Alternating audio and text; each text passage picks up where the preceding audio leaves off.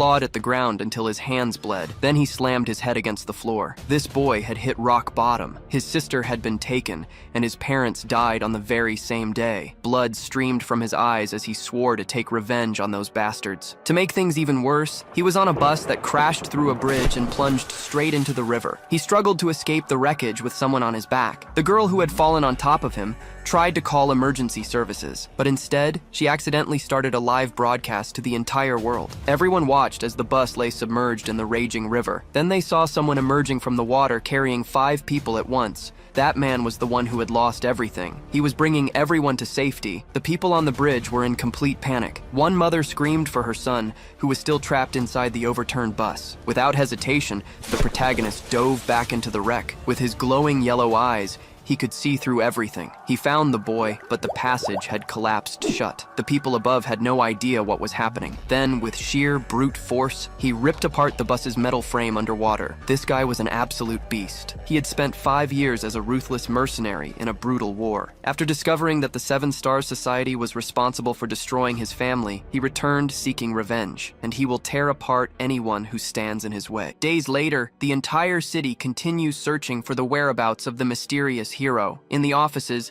people comment on the wanted poster they spread around. The reporter then asks if anyone managed to find the accident hero. At that moment, the company receives several calls from people with supposed information about him. But annoyed, the boss hangs up the phone and complains that everything is a prank. Tired, the reporter regrets having suggested this search for the hero. Looking to the side, she complains that all the information is completely false, because everyone is just cosplaying him on social media now. Suddenly, she receives a notification of a new email on her computer. Without much hope, she looks at the screen and seems quite discouraged. With her back to her colleague, she calls him over to show the news. Warning that she's leaving, she grabs her things and runs to the door. Not understanding, the colleague asks where she's going in such a hurry. But on the computer screen, he sees the hero's photo and understands. Alone on the road, a car drives through the city during the dark night. Driving down the road, a solitary car follows its path during the dark night. On the phone, the reporter confirms she's arriving at the agreed meeting place. Then, she speeds down a long, empty road in the middle of the forest. Getting closer, she finally spots the sign pointing to the cemetery. Soon after, she parks the car and prepares to meet her informant. Showing the photo, she asks the man if he is Akiyama Takeru. Taking off his cap, the guy confirms his identity with a smile on his face. Remembering the past, he says he saw the hero there a few months ago. Besides that, he spent the whole time drinking alone in front of the grave. After the conversation, she goes to the grave that belongs to the Yanagimoto family. Looking at the tombstone, she focuses to understand what happened there. Checking the information, she realizes that grave was made in June. Remembering the accident, she recalls the strong smell of alcohol coming from him, and she also recalls that his clothes were completely covered in mud. Putting the pieces together, she finally understands the reason for all of that. Turning to the man, she asks if he knows who is buried there. Walking through the grass, she says she's also looking for the owner of the grave. In the newspapers, the search for the bus accident hero continues strong. For having saved so many lives, it was announced that he will receive a reward. Besides that, whoever gives information about him will also earn millions of yen. Walking down the street, he thinks they should have already realized who he is. Looking to the side, he laments that his body isn't in good shape. In his hideout, he says he set a trap to attract his enemies. Analyzing a wallboard, he believes that way he'll be much safer for now. With a serious look, he suspects they have a very powerful sponsor. Then, he decides he's going to use him as bait to come to him. Looking at the wallboard, he says if he does that, he'll succeed, because that way he'll be able to find new clues about May's whereabouts. Walking down the street, he tries to remember the exact location of his meeting. Suddenly, he hears a cry for help and stops startled in the same place. Looking back, he tries to figure out where that cry for help came from. Standing alone on the street, he sees a man approaching with a car. With a strange smile, the man thanks him for making the job easier. Nearby, several thugs surround the area with their luxury cars. Meanwhile, the gang boss waits for his men to bring his target. In the alley, they grab a man to take to the gang boss. Talking about the past, one of them reveals he sold a girl out of boredom. On the table, a used syringe shows what they did to the victim. Another man brags that they overdid the dose, but that it was very fun. In a dark room, a woman is lying completely unconscious on the bed. Waking up slowly, she finds herself in an unknown and strange place. With a malicious smile, a man says he has fun with women. Holding her face, he warns that favor won't come free. With her eye hurting, the girl remembers what happened before. Suddenly, the man asks who she is, as if he didn't recognize her. Looking around, the man realizes he's completely surrounded by the thugs. At that, all the gang members approach to attack the hero. With a serene look, He just stares at the group approaching him. Beside him, the thugs wait for orders from their boss to start the fight. In the alley, the man continues holding the girl by the neck tightly. With a smile on his face, he says, "They're all trash." Then, he approaches the boss and stares at him with contempt in his eyes. Provoking, he asks if they're cowards and stares at them with a smile. Irritated by the provocation, the boss prepares to throw the first punch. Without hesitating, he advances and tries to land a hit on his opponent. But the hero defends himself and an exchange of blows begins between them. Meanwhile,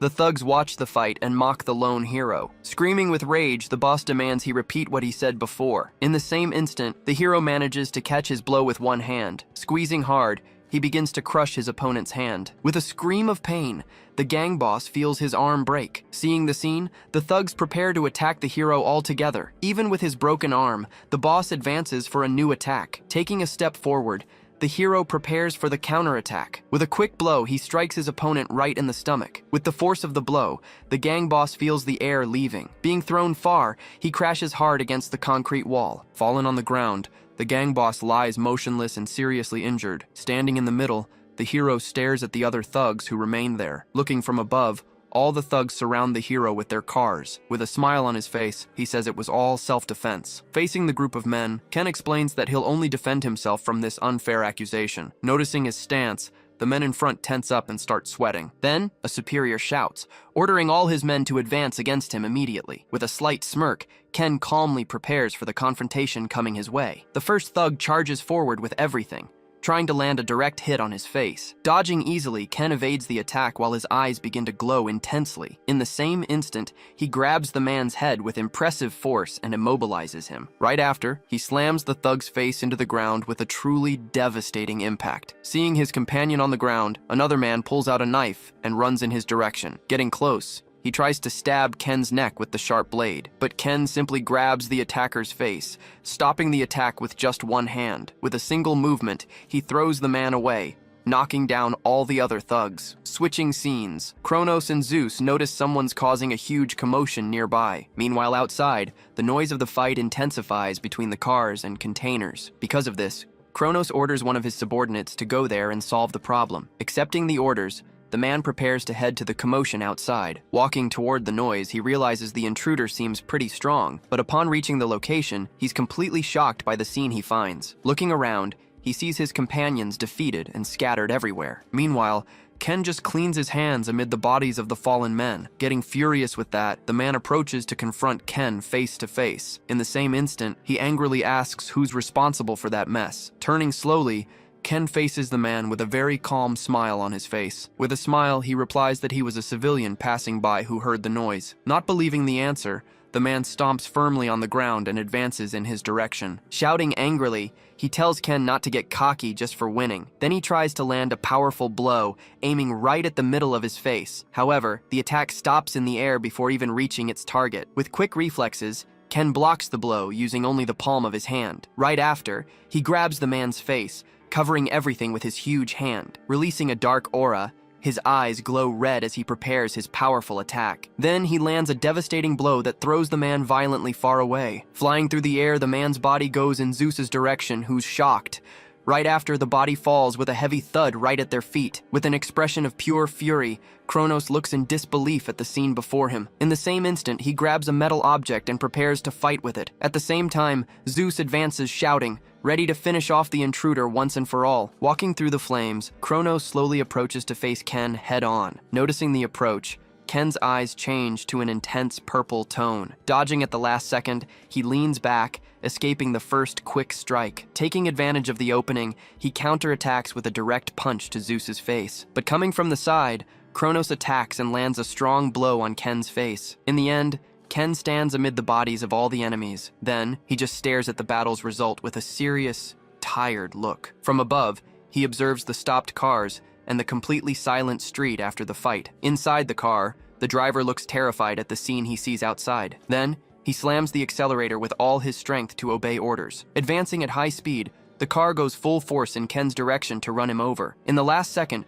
the vehicle approaches him for a direct hit, but Ken remains standing in place, facing the oncoming car without fear. Right after, he hits the car with a powerful blow, destroying its entire front. With the impact, the driver is thrown to the side and hits his head violently. With a smile, Ken faces the man with his eyes glowing in a golden tone. Next, he shoves his arm through the car window to grab the driver. Grabbing him by the collar, Ken yanks him out of the car with great ease. Holding tight, he lifts the man in the air, who screams in complete desperation. Without hesitating, he lands a devastating blow right in the middle of the man's face. With the punch's force, he's thrown to the ground with great violence and brutality. Fallen on the ground, the man trembles with fear while looking up, totally terrified. In front of Yugo Mizukami, the driver kneels and begs for his forgiveness. With a dark smile, Ken says not to worry because he'll spare his life. Looking into his eyes, the guy seriously promises he won't take his life. Switching scenes, Aoi Miyahara suddenly wakes up with a big, unexpected start. Right after, she looks around and doesn't recognize the place where she is at the moment. Then, Ken approaches and asks the girl if she finally woke up from her sleep. With his back to her, he just tells her to stay quiet and wait for everything in silence. Turning his attention to the man, Ken warns that all of this will end very soon. Kneeling and trembling with fear, the man is now faced by Ken up close. Then,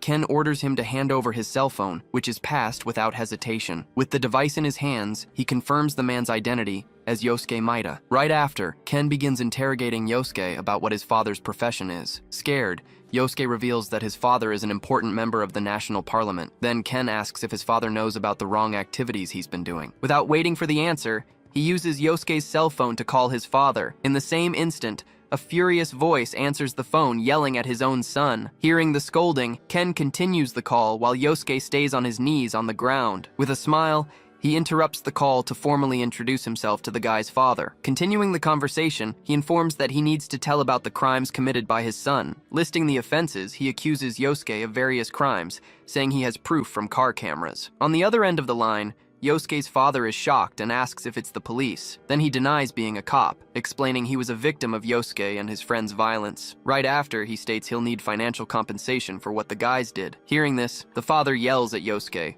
who can only apologize in complete desperation. Besides that, Ken mentions having proof of the hit-and-run attempt and that the victim is there. Then, he demands 100 million yen and a promise not to hurt the victim. Faced with refusal, Ken threatens to broadcast everything live, forcing the father to negotiate the amount. With the phone ready, he says he can start anytime, he just needs to choose the title. Explaining his tactic, he says his father would cover up any normal complaint to the media. With no more patience, the father asks Ken to say at once what needs to be done. Finally giving in, the father promises to prepare the money and not involve the victim anymore. With a satisfied smile, Ken sets up a meeting to finalize the agreement with his father. Call ended, he throws the cell phone on the ground next to the kneeling man. Turning his attention to the girl, he approaches her as she waited sitting on the couch. Looking at her, he says going home now won't solve the problem. Hearing that, Aoi gets worried, not understanding what he meant by that. The next day, a man arrives by car to deliver the agreed payment. Arriving at the location, two men hand over a briefcase full of money directly to Ken. Opening the object, he confirms the case is full of bundles of bills. Holding the briefcase handle, Ken prepares to take the next step of the plan. Then,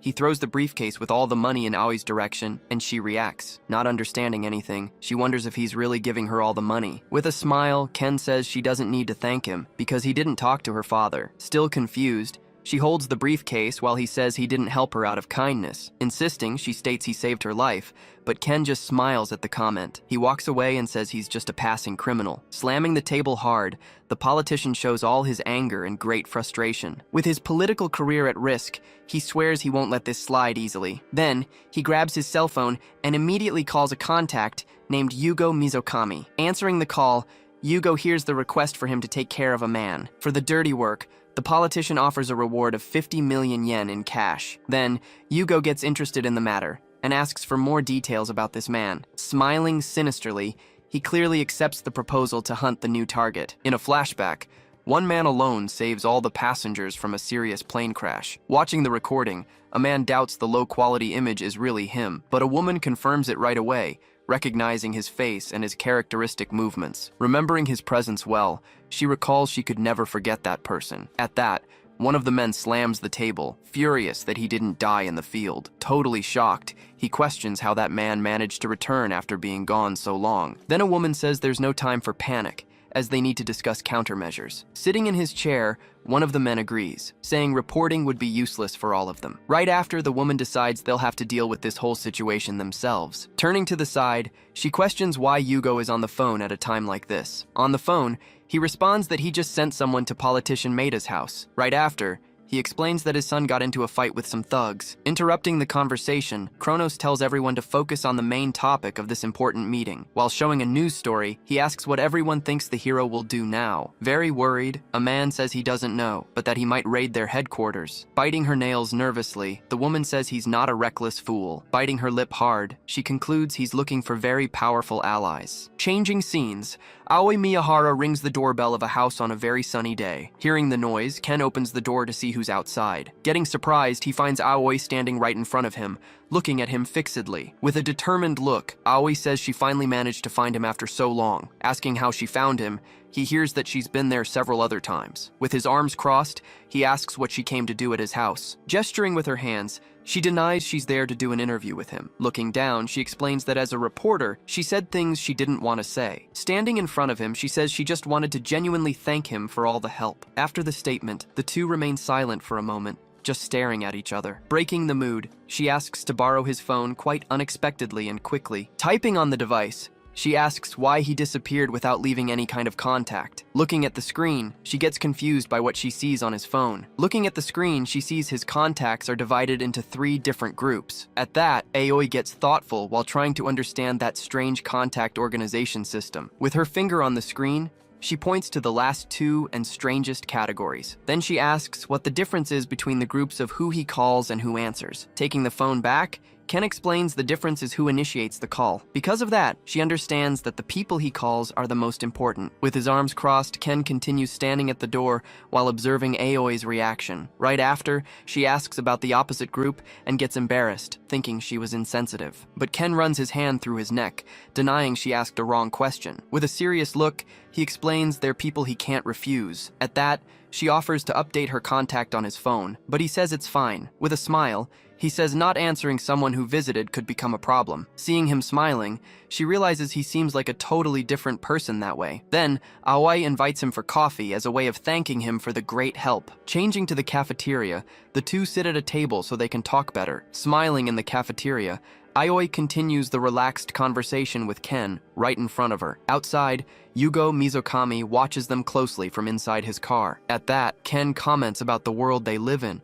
looking at the environment calmly. Meanwhile, Yugo analyzes an old news story about the rescue made by that same man. With a mocking smile, he compares the scene to a thug flirting with a girl. Leaving the cafe, Ken waits with Aoi while a taxi stops on the street for her. Already inside the vehicle, she says goodbye to Ken with a wave and a smile. In the back seat, Aoi celebrates the meeting she had, thinking about everything they talked about. Right after, she gets thoughtful while reflecting on what just happened between them, but the driver suddenly turns around, looking at her with a very aggressive expression. On the sidewalk, Ken notices something strange as the taxi speeds away down the street. Feeling something's wrong, he looks carefully in the direction the car went. At that moment, a group of people approaches him, walking in his direction along the sidewalk. Then Yugo Mizukami tells him not to worry, stating they're not suspicious people at all. Next, a man hands over a business card, introducing himself as an investigative agency. While Ken stares at the card, the man says he received a complaint about an assault. With a crooked smile, he asks for Ken's cooperation to solve the case. Taking the card, Ken pretends to regret the terrible thing that happened to the poor students in town. With a scary smile,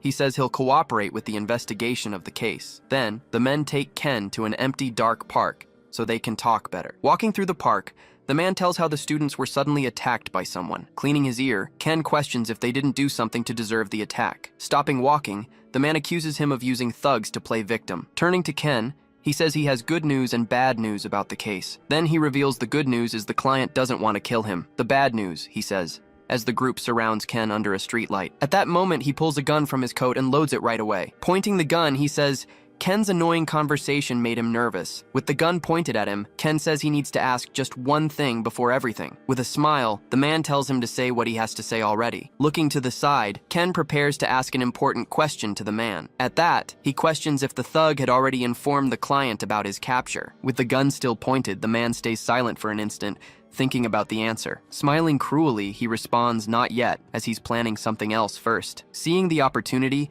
Ken's eyes shine and he finds that very convenient. Noticing the change, the man gets completely shocked and afraid of that situation. In panic, he pulls the trigger of his gun, firing at the target in front. Dodging the shots, Ken runs in a zigzag to approach the shooter quickly. Getting very close, he grabs the man's gun with his hand at high speed. Right after, he forces the pistol barrel into the shooter's mouth, disarming him. Then, the man throws the gun away and advances, trying to land a hit on Ken. Without any difficulty, Ken holds his fist, stopping the attack with just one hand. With a single strike, he throws the man far away, who flies through the air. Then his body falls hard on the ground, while the other thugs just watch. Seeing their leader fallen, the other two men pull out their knives to attack at the same time. Advancing together, the two thugs run with knives in hand to attack Ken. Noticing the approach, Ken's eyes shine intensely as he prepares calmly. But the first man is stopped easily, with Ken holding his arm with one hand. Then, he lands a devastating blow to the thug's face, throwing him far away. Spitting blood from the impact, the man is knocked out right away with that strike. Meanwhile, the other attacker's knife falls to the ground, leaving the man completely unarmed. At the same instant, Ken picks up the knife from the ground to use it against the opponent. Holding the blade firmly, he prepares to attack the last man still standing. Right after, he throws the knife with incredible speed in his target's direction. With perfect aim,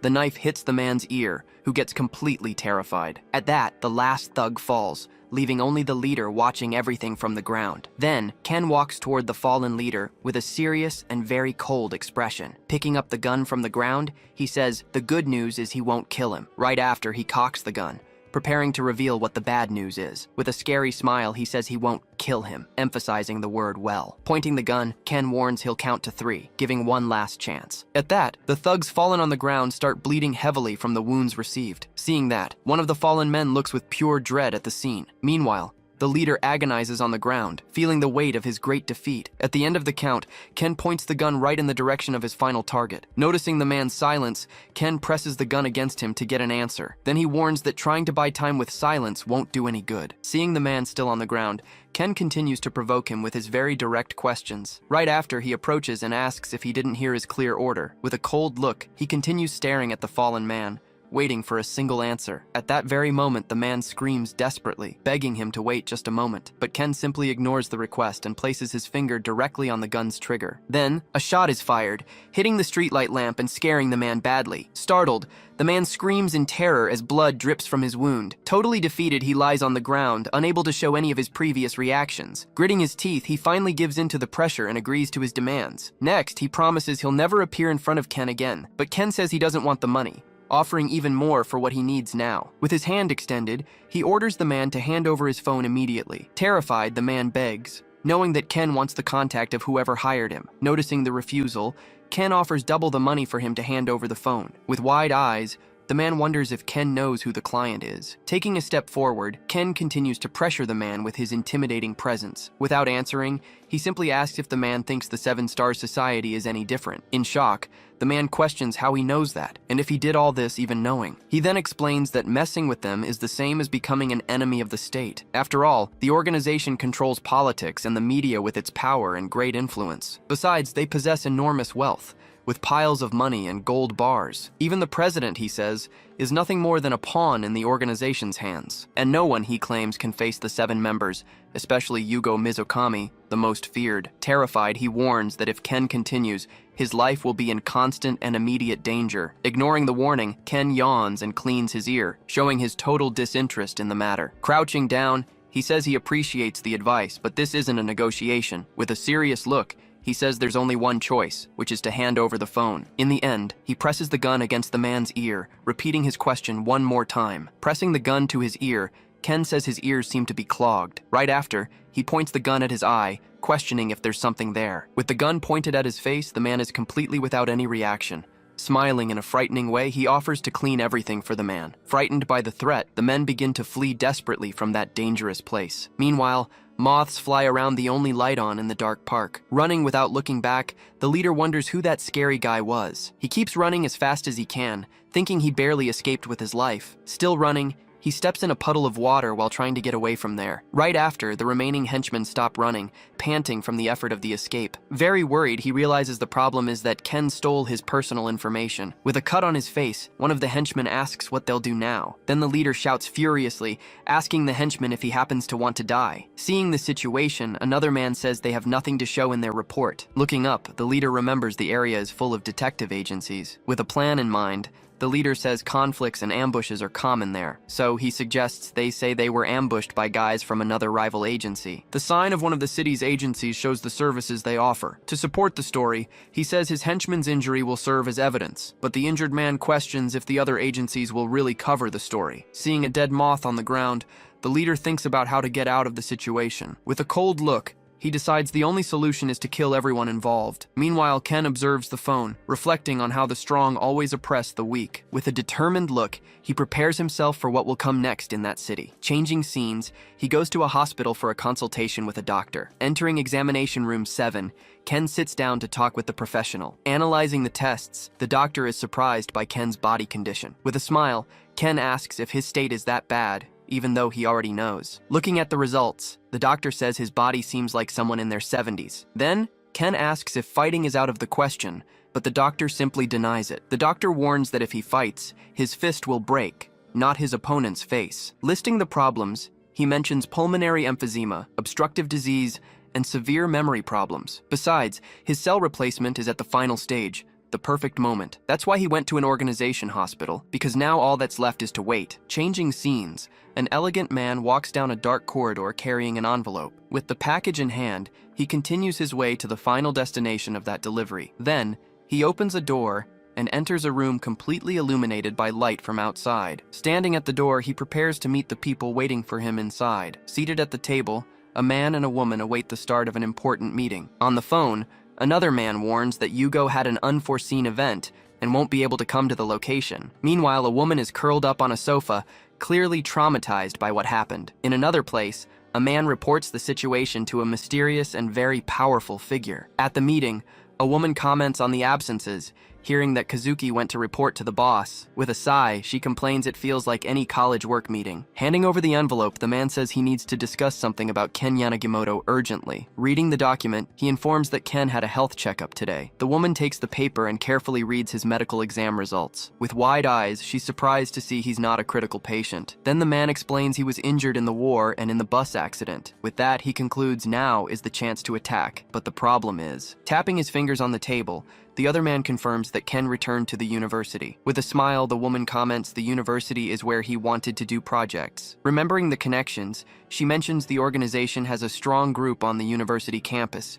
Then she suggests that a fight at the university could be quite dangerous for anyone. With her hand over her mouth, she laughs at her own idea, finding the situation quite amusing. Next, she jokes that maybe he's an agent from some suspicious organization. Meanwhile, a man analyzes the paperwork of Ken's enrollment at the university he returned to. As a member of the security committee, he says he'll handle the matter somehow. With a smile, another man suggests writing an article without falsehoods about what happens. But a man questions if the connections they have will be enough to solve the problem. In the end, the woman decides the organization's ability users will start at the university tomorrow. Under the moonlight, a cell phone starts ringing loudly during the night. The screen lights up, showing that the contact Hermes is calling Ken at that moment. Without hesitating, he swipes his finger across the screen to answer the important call he received. With the phone to his ear, he prepares himself for the conversation with the mysterious Hermes. On the other side of the line, an upbeat voice greets Ken in a pretty casual way. With a smile, the man asks if Ken missed him during all this time, but Ken cuts the conversation short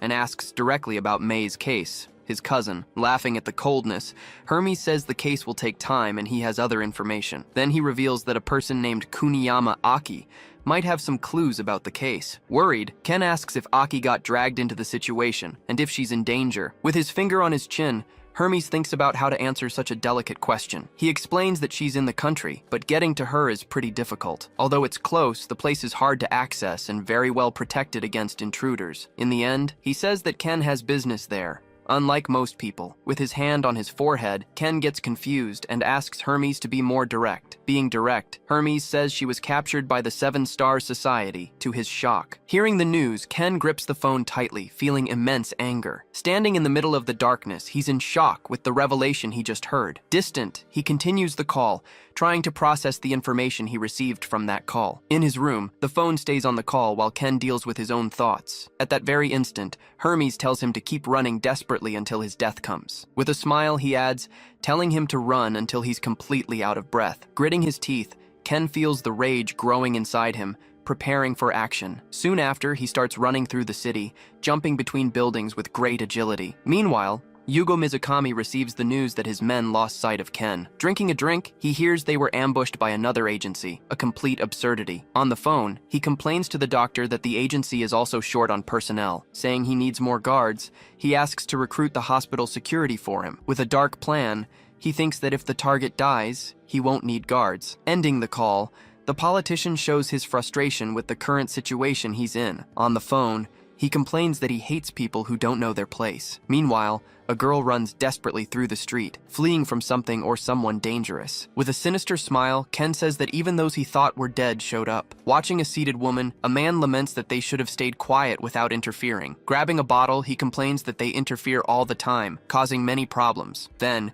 he pours the drink on the woman's head, who gets drenched and humiliated by that. With a cruel look, he considers cutting their tongues so they can't communicate anymore. Crying in silence, the woman trembles with fear at the threat she just heard. At that moment, Zeus enters the room and warns that the Seven Star Society wants to discuss something. With a determined look, Kronos says to let them know he'll arrive at the meeting shortly. Then he orders his men to watch the woman and take her to another secure location. Outside, the woman is escorted by thugs to a waiting car. Watching the scene, a man complains that she's a troublesome and very stubborn woman. At that moment, Ken appears and asks what they're doing there with the girl. Shocked, the woman recognizes him and calls his name, surprised by his appearance. With a cigarette in his mouth, the man asks who he is, not recognizing him at the moment. Hearing the question, Ken prepares to give a very direct answer to the man. With a serious look, he says he's just a thug passing by on the street. Mocking the answer, the man laughs and blows cigarette smoke from his mouth. Still laughing, he calls him a drunk and mocks the situation that's happening. But Ken advances and attacks him with a quick strike,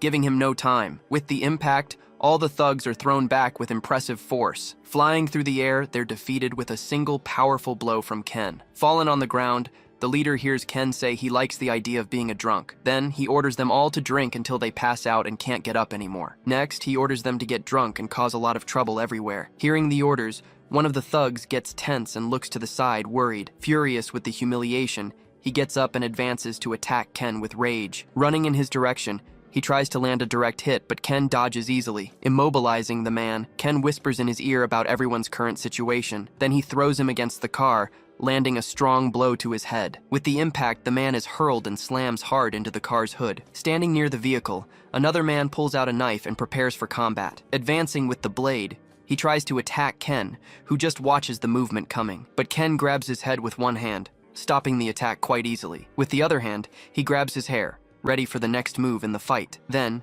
he slams the man's head into the car, saying one shouldn't hit. With another blow, he complains that hitting your head on others is a terrible habit. Bleeding heavily, the man is held by the hair, completely without any reaction to the attack. With the thug's face bloodied, Ken lifts him up and stares at him up close. Then, he throws him to the ground, saying drunks should just sleep in silence. Hidden, the woman watches everything and calls out for Ken, worried about what's happening. Turning his face, he sees her and prepares to go meet her there. Opening the door, she faces him and complains that he took too long to arrive. Holding her hand, Ken approaches to be able to talk better about the situation. With a worried look, he apologizes and takes the blame for everything that happened. Looking down, the woman reveals she had to escape to the neighboring country to the north. Surprised, Ken hears that she heard Mizukami talking about her escaping from his control. In a flashback, Yugo Mizukami says her escape would be a big problem for everyone. Then he slams the ashtray on the table, furious that she escaped from his hands. With anger, he complains that the girl is causing more problems than expected. With a look of contempt, the woman says that if she had been wrapped up more. Hearing everything, Ken concludes it was the Seven Star Society that killed his uncles. Worried, he says she needs to go to a safe place, but she refuses. Then she reveals that her mother is being held hostage in a hospital of the organization. Holding her hand, Ken says he understands the situation and promises to help save her. With determination, he swears that one day he'll rescue her and her mother from their clutches. With a tear in her eye, the woman says she'll be fine while she's with them. Smiling, she explains that no other organization will dare target her while she's there. With a smile, she says she's more worried about Ken than about herself. Looking at him, she remembers when he and Mei played together, like children. At that, Ken cuts the subject and asks what they'll do from now on. With a determined look, he explains he needs to investigate some things and find important people. For that, he decides he'll enroll in the university again to start his investigation. Analyzing a pile of documents, he discovers crucial information about his target's current state. Holding an envelope, the suited man confirms that his opponent really isn't in good condition. With a smile on his face, he realizes this is the perfect chance he's been waiting for.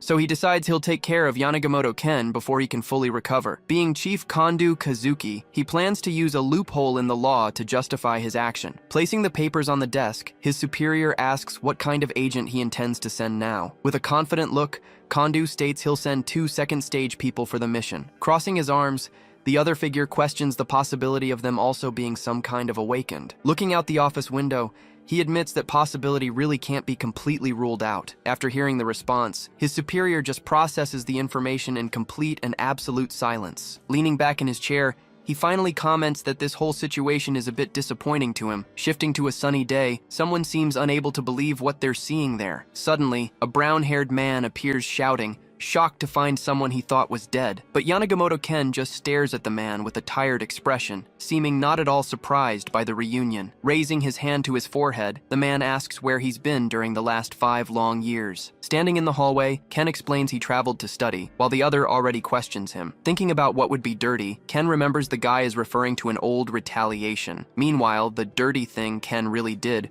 was threaten a politician's son. Out of patience, Ken's friend asked him to stop with his word games. Changing the subject, Ken looks back and asks who those people standing there are. His friend then explains they're from Paradise and came from a northern country. Looking at the group, Ken questions if they're cosplaying as mobsters at the university, but his friend says the reality is worse, and Japan's international situation is complicated. Revealing the truth, he says a new energy can transform normal humans into awakened ones. Being the developer, Japan has now become a place flooded with several of these awakened. Because of this, underworld organizations started moving to seize power. So he concludes the group is here as spies, pretending to be a cultural exchange. Then he corrects himself and says the situation is actually a bit different from that. Hidden behind the pillar, he concludes they're basically the same thing as the mafia. That being so, 3 major groups are in play: Paradise, Pure Current, and Hanrang itself. He explains they made duels a rule, settling any complaint with a fight. Because of this, the student committee that should arbitrate everything ended up losing its authority. Finding it all a waste of time, Ken just ignores the crowd and keeps walking down the hallway. On the way,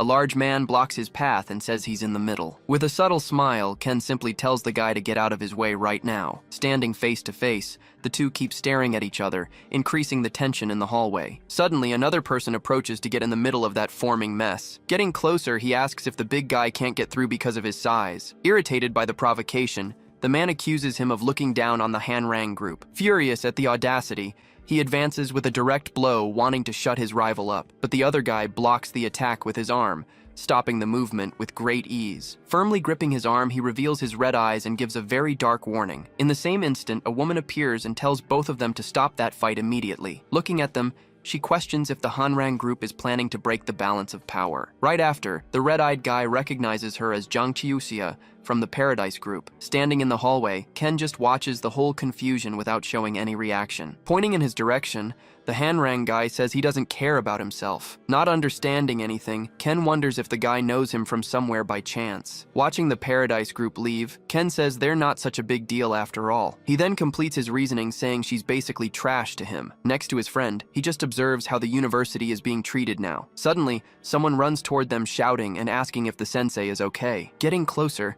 the young man is completely out of breath because of all the running. Catching his breath, he apologizes for being late and introduces himself as Tachibana Iori. Placing his hand on his shoulder, the friend tells him not to worry so much. Still, Tachibana feels embarrassed to have been seen in a situation like this, so he explains that, as they could see, this is the current situation of the student committee. Hearing the report, Ken understands the committee became just a front organization. That's why, cracking his neck, Ken seems to prepare for some action. Seeing his attitude, Tachibana asks him to take care of everyone, calling him advisor. Cleaning his ear, Ken pretends to agree to do his best with the situation. But the next instant, he's totally confused by what he just heard there. Not understanding anything, he wonders what the hell is happening in that place now. Then Tachibana asks if Sensei Sawama didn't explain the whole situation to him. With that, he reveals the sensei promised to bring an amazing person as the new advisor. Realizing the setup, Ken accuses his friend of tricking him into coming here. Turning to Tachibana, he questions if the committee is different from the other local gangs. With his eyes shining, he asks if the boy will remain humble when he receives authority. Hearing the question, Tachibana is left without a reaction, thinking about what he should answer. With his head down, he admits they would certainly change with the new power. After the response, Ken turns his back, saying he has nothing to do with them. As Ken walks away, Tachibana shouts that he will change, but for the much better. With his back turned, Ken only says that when they recover the authority they want so much. With a determined look, Tachibana promises he'll get what he wants no matter what. Hearing this, Ken smiles, knowing they'll use him as a stepping stone for their goals. Determined, Tachibana swears he'll transform that rotten school into a place of great pride. Completing his sentence, Ken smiles and shows he believes in the new president's potential. Changing to nighttime, the three sit on the grass to relax and chat a bit more. Drinking something, Ken praises Tachibana, saying he really has very impressive charisma. Excited by the compliment, the boy jokes that the most important thing in a president is being able to hold his liquor. Right after, he takes the moment to ask a slightly more serious question to Ken. So he reveals he heard some rumors that Ken was close to the feared Sensei K. Going back in time, the memory shows that Sensei with a cold and unfriendly look. At that moment, a man was lying on the ground, completely exhausted and without any strength. Showing the complete scene, Sensei K just watched the fallen man amid stains. Questioning the fallen boy, he asks if the kid was always so proud like that. Then he continues, asking if that pride came from intimidating the weak like that. Looking at the bodies on the ground, he says the boy seems to have overestimated himself way too much. Meanwhile, several other students remained fallen and defeated all over the floor of that place. With contempt, he states that being close to people like them is like trash. At that same instant, he looks to the side with a very serious and imposing expression. Fallen on the ground, the young man with black hair begins to tremble and feel intense pain. Noticing his trembling hand, the sensei notices he has the same symptoms he had. Next, he explains that his body and soul seem to be completely tearing apart. At this moment, he calls the process molting, revealing what's happening to the boy. Seeing the situation, he approaches and says he can no longer ignore what he's witnessing. Right after, he helps him up, promising to protect him until the molting process ends. Extending his hand, he warns that after everything's over, he'll be on his own. Hearing the proposal, the boy stares at him with an intense look full of determination. Kneeling on the ground, he finally accepts the beginning of his painful and great transformation. Shifting to an office at night, he begins to reflect on recent events. Leaning over the desk, he questions whether what he's feeling is some kind of nostalgia, but reading Yanagimoto Ken's medical report, he realizes it's nothing like that. Adjusting his glasses, he smiles, feeling excitement for something completely new in his life. Remembering the transformation, he understands that Ken went through the same molting process as him. However, he still wonders how Ken managed to be fine in that specific situation. He then suspects that Ken may have already reached the next stage of his evolution. Analyzing his investigation board, he begins to connect all the puzzle pieces. Sitting at his desk, he observes all the data he managed to gather about the groups. In the photos, he identifies the awakened ones from Paradise, from Hanrang, and from the Seven Stars Society. With a smile showing his fangs, he admits the situation is getting quite interesting. Then the mysterious K concludes that soon he'll have a new guinea pig for his experiments. Returning to the next day at the university, the sun shines bright in the blue sky. Walking through the field, Ken's friend calls him to talk about last night. While his friend suffers from the hangover, Ken just calls him weak from behind. Opening a bottle, he comments that he didn't expect Ken to accept the position on the committee. With a smile, he says Ken also wanted a place to settle down and stay. Opening the flask, he knows Ken doesn't like seeing his friends being pressured. Smiling, he turns around and says that either way, he's very happy with the decision. But Ken reveals he didn't accept because of the housing or anything like that. Remembering Tachibana, Ken says he accepted because he felt the boy's true feelings. With a subtle smile, he knows the president was being sincere in his words. Remembering his mother, he says he can tell when someone is lying to him. In a memory from the past, a woman tells him she likes people who are authentic. However, drinking his water, Ken's friend says that people like that are very rare. Suddenly, a woman stops in front of them, catching the attention of both young men. Confused by the scene, she doesn't understand what exactly is happening right there in front. Spitting out the water, Ken's friend calls out for Yanagimoto, surprised by the woman's appearance. Waving to Aoi, Ken greets her, leaving his friend totally shocked by the interaction. While Aoi questions what Ken is doing there, he asks if she doesn't think he's a student. Grabbing Ken by the hoodie, his friend complains that he's already making himself at home there. Then Ken ignores the tantrum and asks Miyahara-san what she's doing on campus. With an awkward smile, she explains she came to interview a student about the power organizations. Since the university, being the best in the country, attracts many external influences all the time. Coming to investigate, she wanted to discover how bad the situation really was around there now, but she laments that no one wanted to be interviewed, while Ken is surprised she's alive. Hearing the story, Ken just observes her in silence, processing the difficulty of her situation. Offering help, he asks if she wants him to make things a bit easier for her. Pointing to himself, his friend says he's one of the professors at that university. With an air of superiority, he states he already knows everything that's going on around there. After hearing everything, Aoi finally seems to understand the complexity of the university campus situation. Sitting on a bench, she concludes it's not just a simple cultural exchange. Confirming the suspicion, he explains they're backed by much more powerful organizations behind them, but he reveals there's one unique and mysterious exception among all these groups. Called Fluorescent, they haven't caused problems and don't seem to have anyone's support. Despite not being a strong faction, they're strangely famous and known by everyone. He finishes saying that's all he knows and doesn't recommend interviewing the others. Surprised, she reveals she received permission from the university and questions if she's being clueless. At this moment, a group of students approaches and one of them ends up bumping into her. Ignoring what happened, the student just says he doesn't know what she's talking about. In a hurry, Ken's friend says he still has work to do and says goodbye. Leaving the location, he waves to Ken as if saying he did a good job. Seeing the scene, Aoi asks if he's a kind person, but Ken just answers maybe. Grabbing her bag, she asks what she'll do now, determined to try a bit more. Looking at her, Ken says she can look around campus, but with one condition. He then asks her to never, ever leave his side while they're in there. Misunderstanding,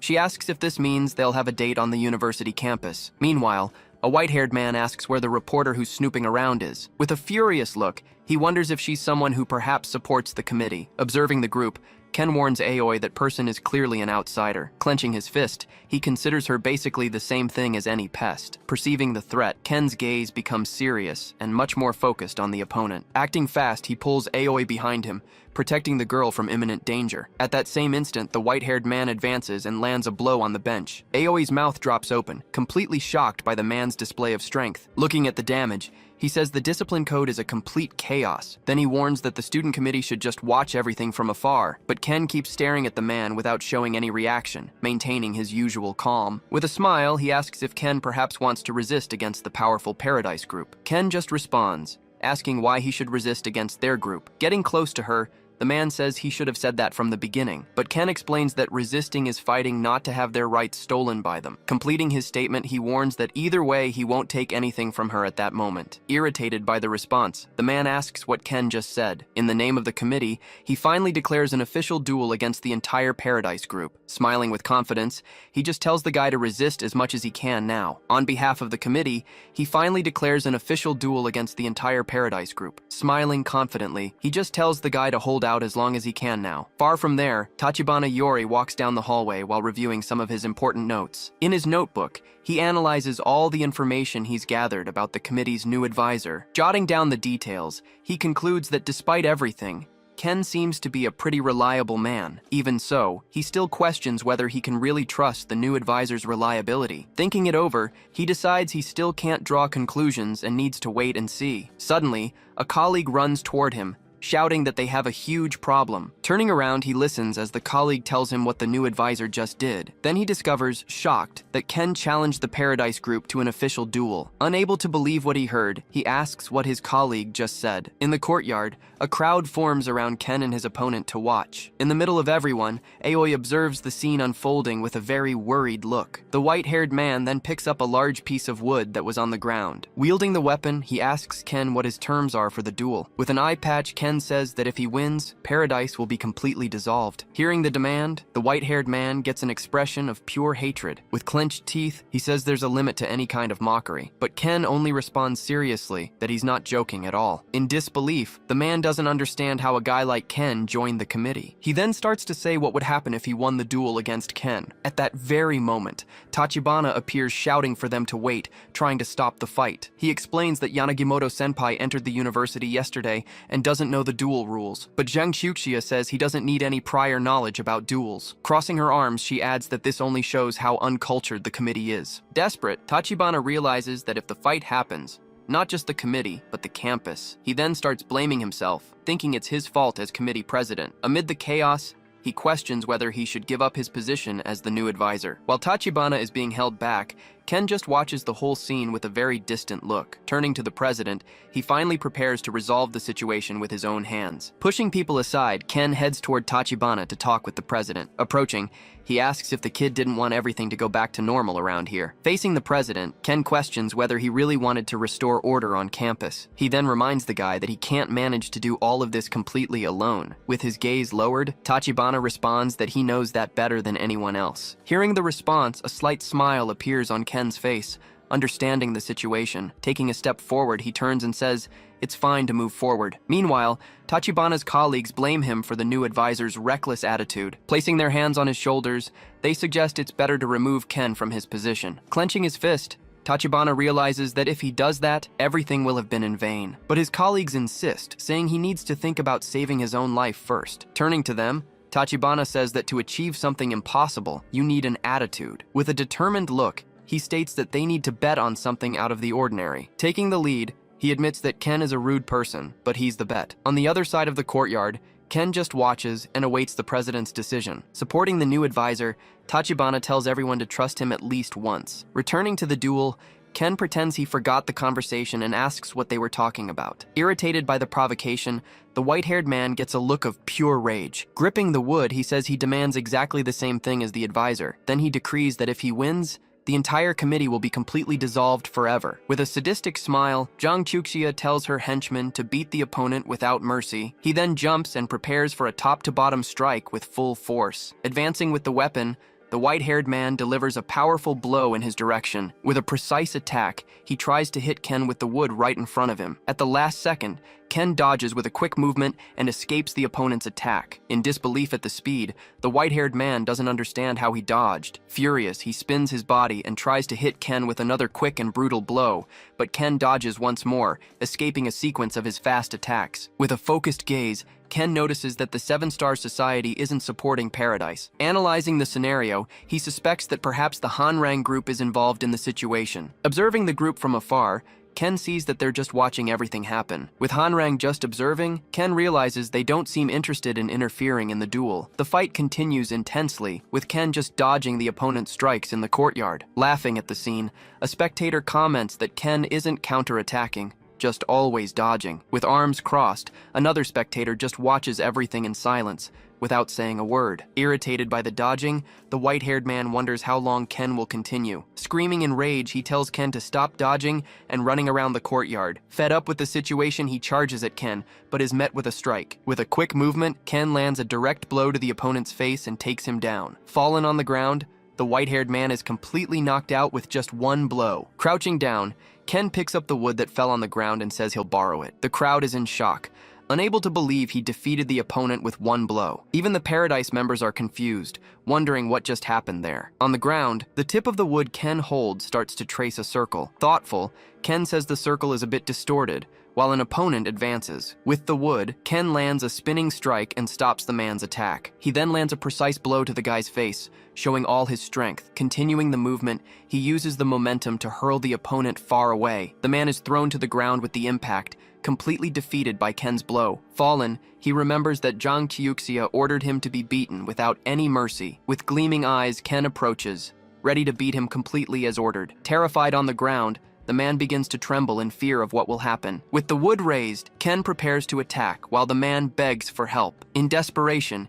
he screams for help, catching the attention of all the spectators there. The crowd watches horrified, hearing the cries for help and seeing the brutal scene. With arms crossed, one of the spectators just observes the scene, hearing the screams of "Stop!" The other Paradise members are also shocked by the violence they're witnessing now. Even Tachibana, the committee president, is horrified by the scene before him. While getting beaten, the man says that Ken is just doing what he was told. With the man defeated on the ground, Ken asks if that was enough for her. Stained with blood, Ken stares at Jang Chuxia, who watches everything with a look of hatred. With clenched teeth, she curses Ken, furious at the audacity and humiliation. With the wood, Ken draws a number 1 on the ground, but then erases it. Looking at the marks on the ground, he realizes he still needs to draw number 2. Complaining, he says having to redo everything again is really a hassle for him. Pointing at the group, he starts counting how many opponents still remain for him to defeat. He counts by 2s, leaving all Paradise members completely terrified of him. Turning back, he asks if Tachibana Iori is still there with him in the courtyard. Startled, Tachibana responds yes, and asks what happened for him to call. Holding the wood,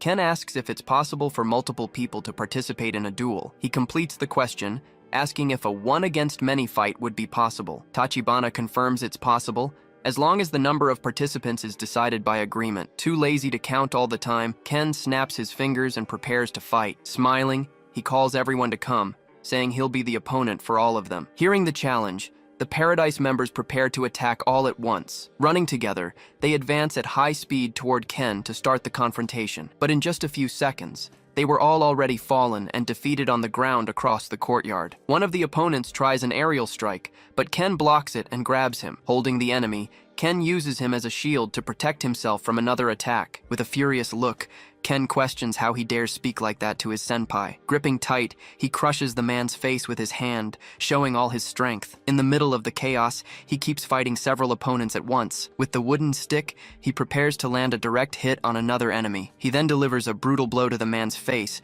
who screams in pain. Continuing the sequence, he hits another opponent with a spinning rapid strike. Without stopping, he strikes another enemy with a powerful blow to the chest. Surrounded, he keeps fighting, but 3 opponents manage to grab him from behind. Immobilizing his arms, they shout that they've finally caught their big opponent. Seizing the chance, another enemy advances with a staff to attack Ken while he's trapped. Shouting, the man leaps to deliver a final blow and end the fight. But at the last second, energy explodes from Ken, throwing all the enemies away. With everyone falling back, he says it looks like he'll have to teach them some courtesy. Gripping the staff tightly, he prepares to continue the massacre in the courtyard. With a spinning strike, he takes down several opponents at once with the staff. Facing the enemies, he says his senpai gave them time to play around, but instead of being grateful, they told him to go to hell and cursed at him. Furious at his words, the enemies charge to attack Ken with everything they've got. With a staff strike, he blocks an attack and accuses the opponent of being rude. Striking back, he hits the enemy with a precise blow and throws him away. In the middle of all the fallen opponents,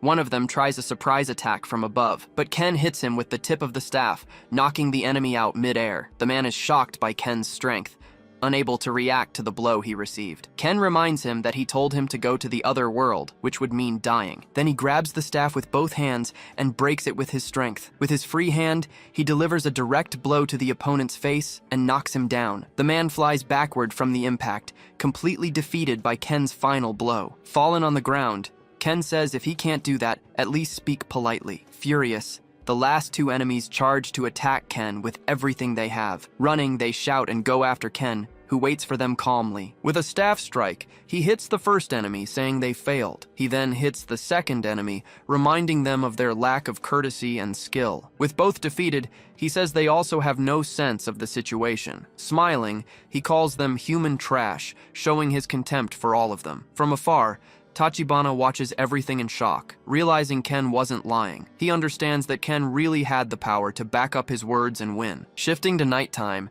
Ken and Tachibana are sitting on the grass, relaxing after everything. Drinking something, they talk about the day's events and the fights on campus. Ken praises Tachibana, saying he's reusable, which leaves him confused. Not understanding, Tachibana asks if he's being recycled like trash, but his friend celebrates. Happy, he says Ken acknowledged him, praising him despite the rude words. Bringing a bag, he says he bought sake to celebrate their victory. Sitting next to Tachibana, he asks if he's ever heard the term dirty beggar. He says if that's the case, he'll have to give him a special lesson. He explains the term is for someone who wandered around and never settled down. Even if they received something, it would be something without meaning or special value to them. But no matter what they received, they would know what's useful. and useless. He uses Ken's situation as an example, showing how he felt in the past. Even alone, he was always surrounded by enemies everywhere he went. He experienced murderous intent, fear, and things he truly hated in his life. But Ken was processing those experiences, learning to deal with each one of them. With his eyes shining, he used all of that to become stronger every day. Among the people close to him, there were those who only wanted to take advantage of everything. They were focused on using Ken's power for their own gains and goals, especially the incompetent ones,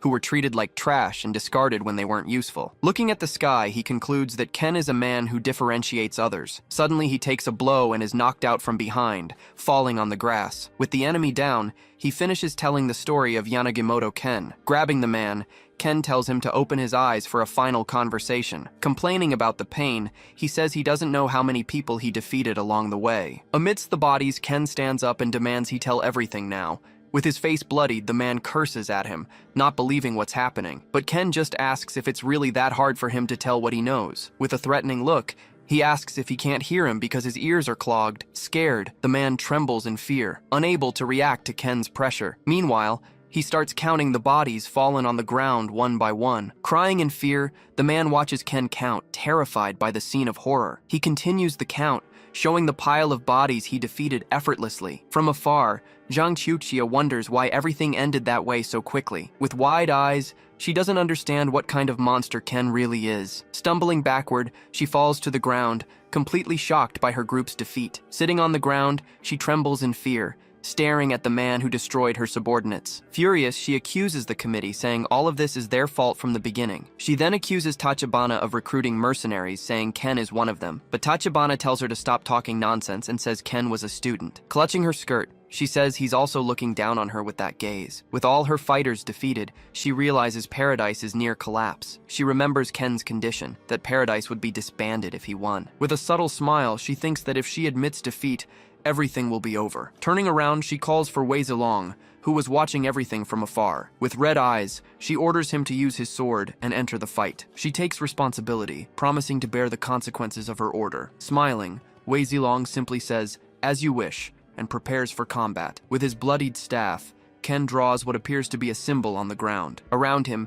dozens of suited men lie fallen, all defeated by the young man. Looking up, he faces a new figure who has just arrived at the location silently. Then, Ken turns to the newcomer, who watches him with a smirk. Moving closer, Wei Zilong taunts him about preparing for the battle to come. Responding with a smile, Ken seems unfazed by the dangerous opponent's threat. At that, the swordsman begins to draw the blade of his sword, preparing to attack. Advancing quickly, he attacks Ken, who blocks the strike using his wooden staff. But the swordsman is surprised by the force of the impact, not expecting such resistance. In the next instant, Wei Zilong is thrown back by Ken's superior strength. Even from a distance, he tries to understand how he was overpowered, since he didn't feel anything special. Pointing to his own head, Ken explains that the power gap between them is vast. Right after, he drops the staff, challenging his opponent to a completely unarmed fight. Sensing the provocation, Wei Zilong grows visibly irritated with his adversary's attitude. Then, he points his blade in Ken's direction, accepting the challenge seriously. Advancing with his sword, Wei Zilong charges in with a furious promise strike. Seeking to end the fight, he unleashes a swift, downward attack. With his fist clenched tight, he prepares to attack with his powerful blade. Then, he launches a new horizontal strike toward Ken with his sword. Dodging by a hair, Ken leans back, escaping the cutting attack. Seeing the evasion, the swordsman is surprised by his opponent's speed. Seizing the opening, Ken advances and lands a precise blow to his rival's face. With the impact of the strike, Wei Zilong spits a bit and is thrown backward. Right after, he's hurled away by the force of the attack he just received. But recovering in midair, he prepares a new downward attack. Descending with full force, his sword hits the ground with a devastating impact. After the attack, he lands at a safe distance, observing the result of the strike. Wiping his face, he turns around and is shocked by the scene he sees. Before him, a massive crack opens in the ground, displaying all of his power. But on the other side, Ken simply observes everything with a calm and serious gaze. Taking a step back, Wei Zilong seems to reconsider his previous strategy. Then he assumes a serious stance, preparing to fight with full force. With an intense look, he concentrates to initiate his next devastating attack. In the same instant, he advances at incredible speed, crossing the battlefield. Moving rapidly, he approaches Ken, who remains still without moving. Gripping the sheath, he declares that his opponent won't even be able to see the strike. Right after, he prepares to land a direct blow using the sheath. With a confident smile, he spins his body to attack his adversary with everything. At that, the strike hits the back of Ken's head squarely, but even receiving the attack, Ken remains still, showing no reaction whatsoever. To everyone's surprise, the sword's sheath shatters completely on impact. Changing scenes, a group of people watches everything from afar, completely shocked. Turning to the side, one of them asks what just happened at that moment. Meanwhile, another spectator comments that he couldn't see anything because of the speed. Amid the dust, everyone observes Ken's silhouette, not understanding the situation. Focusing on his gaze, the swordsman's surprise becomes clear with the scene he sees. It turns out Ken simply stopped the sword's blade using only his hand. With his body covered in blood, he holds his rival's weapon without difficulty. Realizing the situation, Wei Zilong is shocked, not understanding how he managed that. With a smile on his face, Ken taunts him about using full force. In the same instant, the swordsman tries to pull his sword back with all his strength, but the blade doesn't move an inch, completely trapped by his opponent's hand. Seeing his desperation, Ken continues with a smirk and stares at him. Then, he appears behind the swordsman in the blink of an eye, completely surprising his rival. Sensing the presence, Wei Zilong turns around, startled by the speed of the movement. Imitating the previous movement, Ken positions himself to attack in the same way. Being very close, the swordsman prepares to defend against an imminent strike. But, instead of attacking, Ken grabs his hand with crushing force. Right after, he grabs the swordsman's neck, lifting his body off the ground. Holding his opponent in the air, Ken demonstrates his total superiority in the fight. With his serious gaze, Ken prepares to finish the confrontation with his opponent. While squeezing his neck, the swordsman begins to lose consciousness little by little. Feeling life draining away, Wei Zilong despairs, unable to break free. At that, Ken takes the sword that his opponent was still holding with his other hand. Taking the weapon for himself, he stares at him and speaks about borrowing it. Right after, he releases his rival's neck, who falls to the ground without strength. Leaving his opponent behind, Ken turns and walks to the center of the location. Stopping near the number he drew, he prepares to test the new weapon. Then he raises the weapon and strikes it with full force on the ground. With the force of the impact, the blade shatters into several pieces instantly. Pieces of the sword are now scattered across the ground, beside the numbers on the floor. Looking at the broken sword, he shows his dissatisfaction with its low quality. Fallen on the ground, the swordsman hears the taunt and just watches him in silence. Analyzing the situation, Ken realizes he's not the true leader of the group. At that, he breaks into a smile, remembering an agreement he made previously. Watching from afar, the group's leader, Zhang Chuxia, is completely without reaction. Seeing all her men on the ground, she realizes everything went wrong. Meanwhile, other people behind her begin to laugh at her humiliating defeat. With a dark expression, she fills with rage at the unexpected situation. Turning his attention to her, Ken asks if there are still more people to fight. With the provocation, her eyes fill with hatred, and she grinds her teeth. Outside, the calm atmosphere hides the turmoil over Paradise's defeat. In the corners,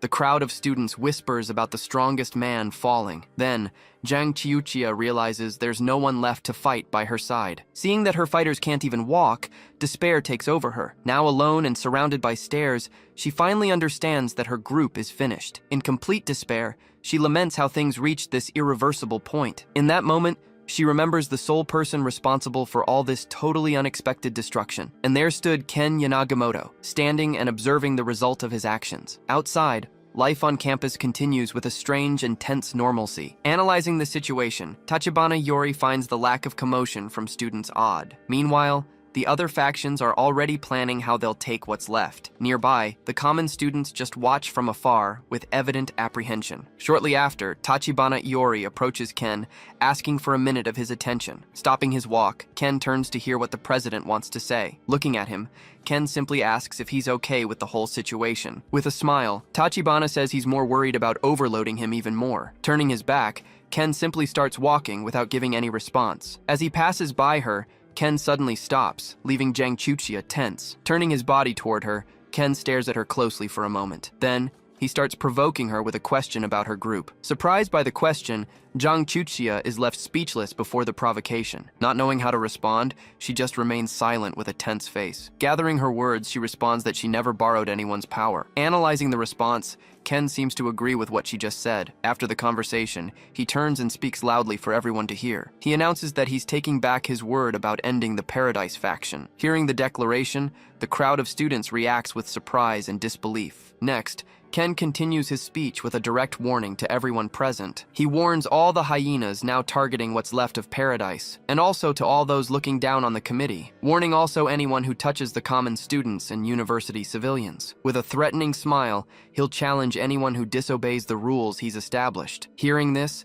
the crowd of students celebrates their newly won freedom. Emotional, they finally feel safe and shout the committee's name. In the middle of the crowd, someone records the entire celebration with an attentive phone. From afar, Aoi Miyahara perceives the depth of the strategy Ken used. In the same instant, Tachibana understands that the committee finally has a new purpose. Relieved, he thinks about how lucky they are to have Ken on their side. As Ken and Jung Chutsia walk away, he imagines what would happen. Trying to thank him, Jung Chutsia is interrupted before even completing her sentence. With a sinister smile, Ken warns that their conversation isn't over yet. Pointing to the ground, he reveals he's only changed his demand for her. He orders her to kneel and apologize very sincerely. Shocked, she realizes the humiliating meaning behind that specific request. Seeing her hesitation, Ken asks if she'd prefer to fight him again. Reminding her of her subordinate's defeat, Ken leaves her with no choice. Realizing she has no other option, she just agrees to do what was asked. Without hesitating, Jung Kyuxia kneels and asks forgiveness for her actions. Meanwhile, Ken just observes her complete and total humiliation from above. As he turns, he warns her that she was only saved because of Iori. Still on the ground, she nods and says she already knows that. Surprised by the response,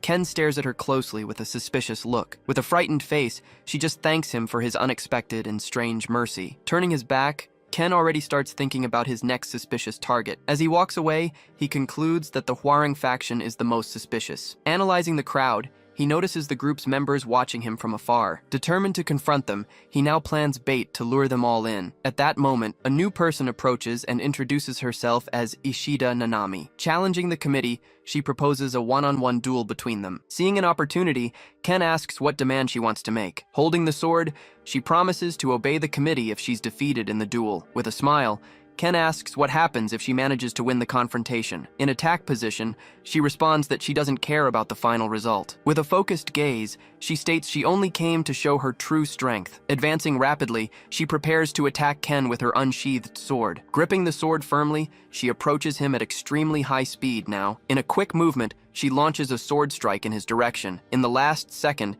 Ken dodges the blow, losing only a strand of hair. Looking at the cut hair, he stops and decides to end the fight without retaliating. With her back to him, she just stands in complete silence for a moment. Shocked, she complains that the strike seemed to have hit very hard ground. Playing with the situation, Ken praises her skills as a good hairdresser. Turning to the crowd, he asks if anyone else wants a duel today. Thinking about the fatigue, he realizes what it's like fighting so many awakened at once. But suddenly, a Hwarang member advances and hits Ken with a strike. Supporting his hand on the ground, the Hwarang member slowly gets up. Rising up, he shouts to Ken that the fight isn't over yet. Then, another Hwarang member approaches to help his group partner. Together, they threaten Ken and offer to help him rest. Seeing the scene, Ishida Nanami is surprised by the new opponent's strength. Looking at the two, Ken asks if they're from the Seven Star Society. Hearing the question, one of them tries to answer but is interrupted by his partner. Then, he denies everything and says he's only there as Hwarang, but Ken just touches his forehead and says it's all over for them. With his eyes glowing, he warns that he was referring to their future. Going back to the late 90s,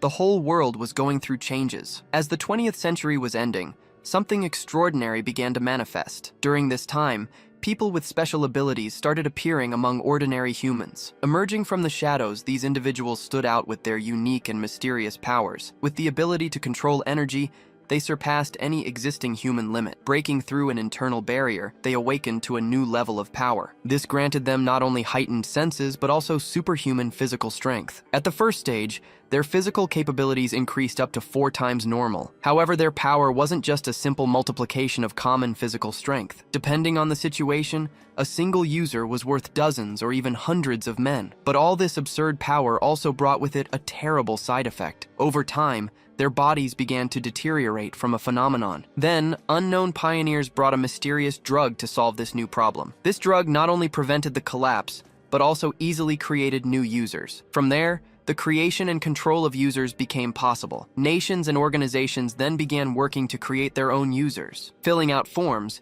they searched for individuals with potential to become the strongest. But second stage ones were difficult to create even with national support. Producing these users was a challenge, requiring tremendous effort and resources. With them in the field, Success was guaranteed in any mission they received. Coming back to the present, this was the logic everyone knew about the Awakened. Seeing their allies on the ground, their common sense was completely shattered now. In the middle of the crowd, one of them couldn't believe what was happening there. To him, it was absurd that someone could defeat second stage users so easily. But there was Ken, holding the Hwarang man who had attacked him. Looking at the other one fallen on the ground, Ken continued his interrogation calmly. With his eyes glowing, he asked who had sent them to this place. Even defeated, the man repeated that they were just members of the Hwarang group. Out of patience, Ken advances and strikes the man with a blow to the neck. Seeing the scene, another group member pulls out a weapon to enter the fight. Advancing stealthily, he prepares to launch a surprise attack against Ken, but Ken warns him that no matter the attack, he needs to be ready. Frozen in place,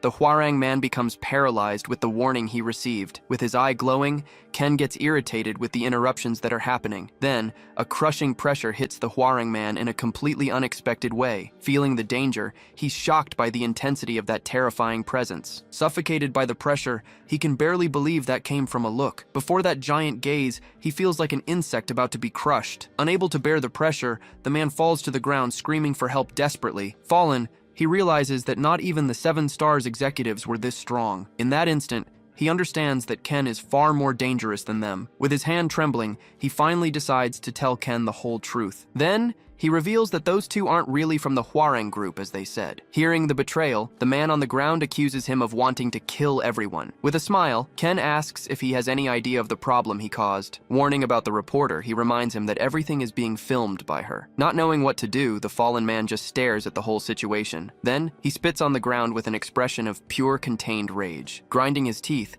he holds himself back from doing anything stupid at the moment. Suddenly, he grabs his partner and runs away from the location quickly. Seeing the escape, Ken just comments that he doesn't care one bit. At that, he turns to the last Hwarang man who stayed behind. Looking at him, Ken asks if he's going to tell the origin of the two. Without saying anything, Ken just waits for the answer with a very serious look. Then he reveals that he already knows everything about the 7 Stars Society. Stepping on him, Ken says he made the right decision by revealing everything. With a smile, he warns that the man could have become an example. Terrified by the situation, the man finally asks who he really is. With a sinister smile, Ken just asks if he can't guess by himself. Answering the question, he says he's a student who likes freshmen. Meanwhile, the 2 men who fled were running desperately through the university courtyard. Already out of breath, they were trying to get away from that place as fast as possible. Stopping to breathe, one of them wondered what kind of monster that was. At that, the other says they need to regroup with a certain person. Suddenly, a voice emerges saying he had already warned about what would happen. Grabbing the man from behind, Ken asks who is the person they mentioned. With his arm on his neck, he asks if they don't want to leave. Trying to intimidate him, the other man starts making threats against his family. Unfazed, Ken just observes that one of them is very noisy and talks, while the other remains silent all the time without saying a word. Looking at them, Ken suggests what would happen if he combined the mouths. Then he grabs the man's face forcefully to begin his punishment. Next, he threatens to crush both into just one forever. Forcing his mouth, Ken starts breaking it with his own hands. Terrified, the Hwarang man hears the sound of his partner being punished. On the ground, only the man's bloodied teeth remained after that action. Looking at his own hand, Ken wonders if that wasn't perfect. Taking a few steps, he starts walking toward the last remaining man. Getting closer, he asks if the man has any better idea now. In panic, the man desperately begs him not to come any closer. Around campus, students were whispering about the situation and what would happen next. At that, they discover that the council representative went after the guys who fled. Suddenly, a mysterious woman appears with a very strange smile on her face. Looking around,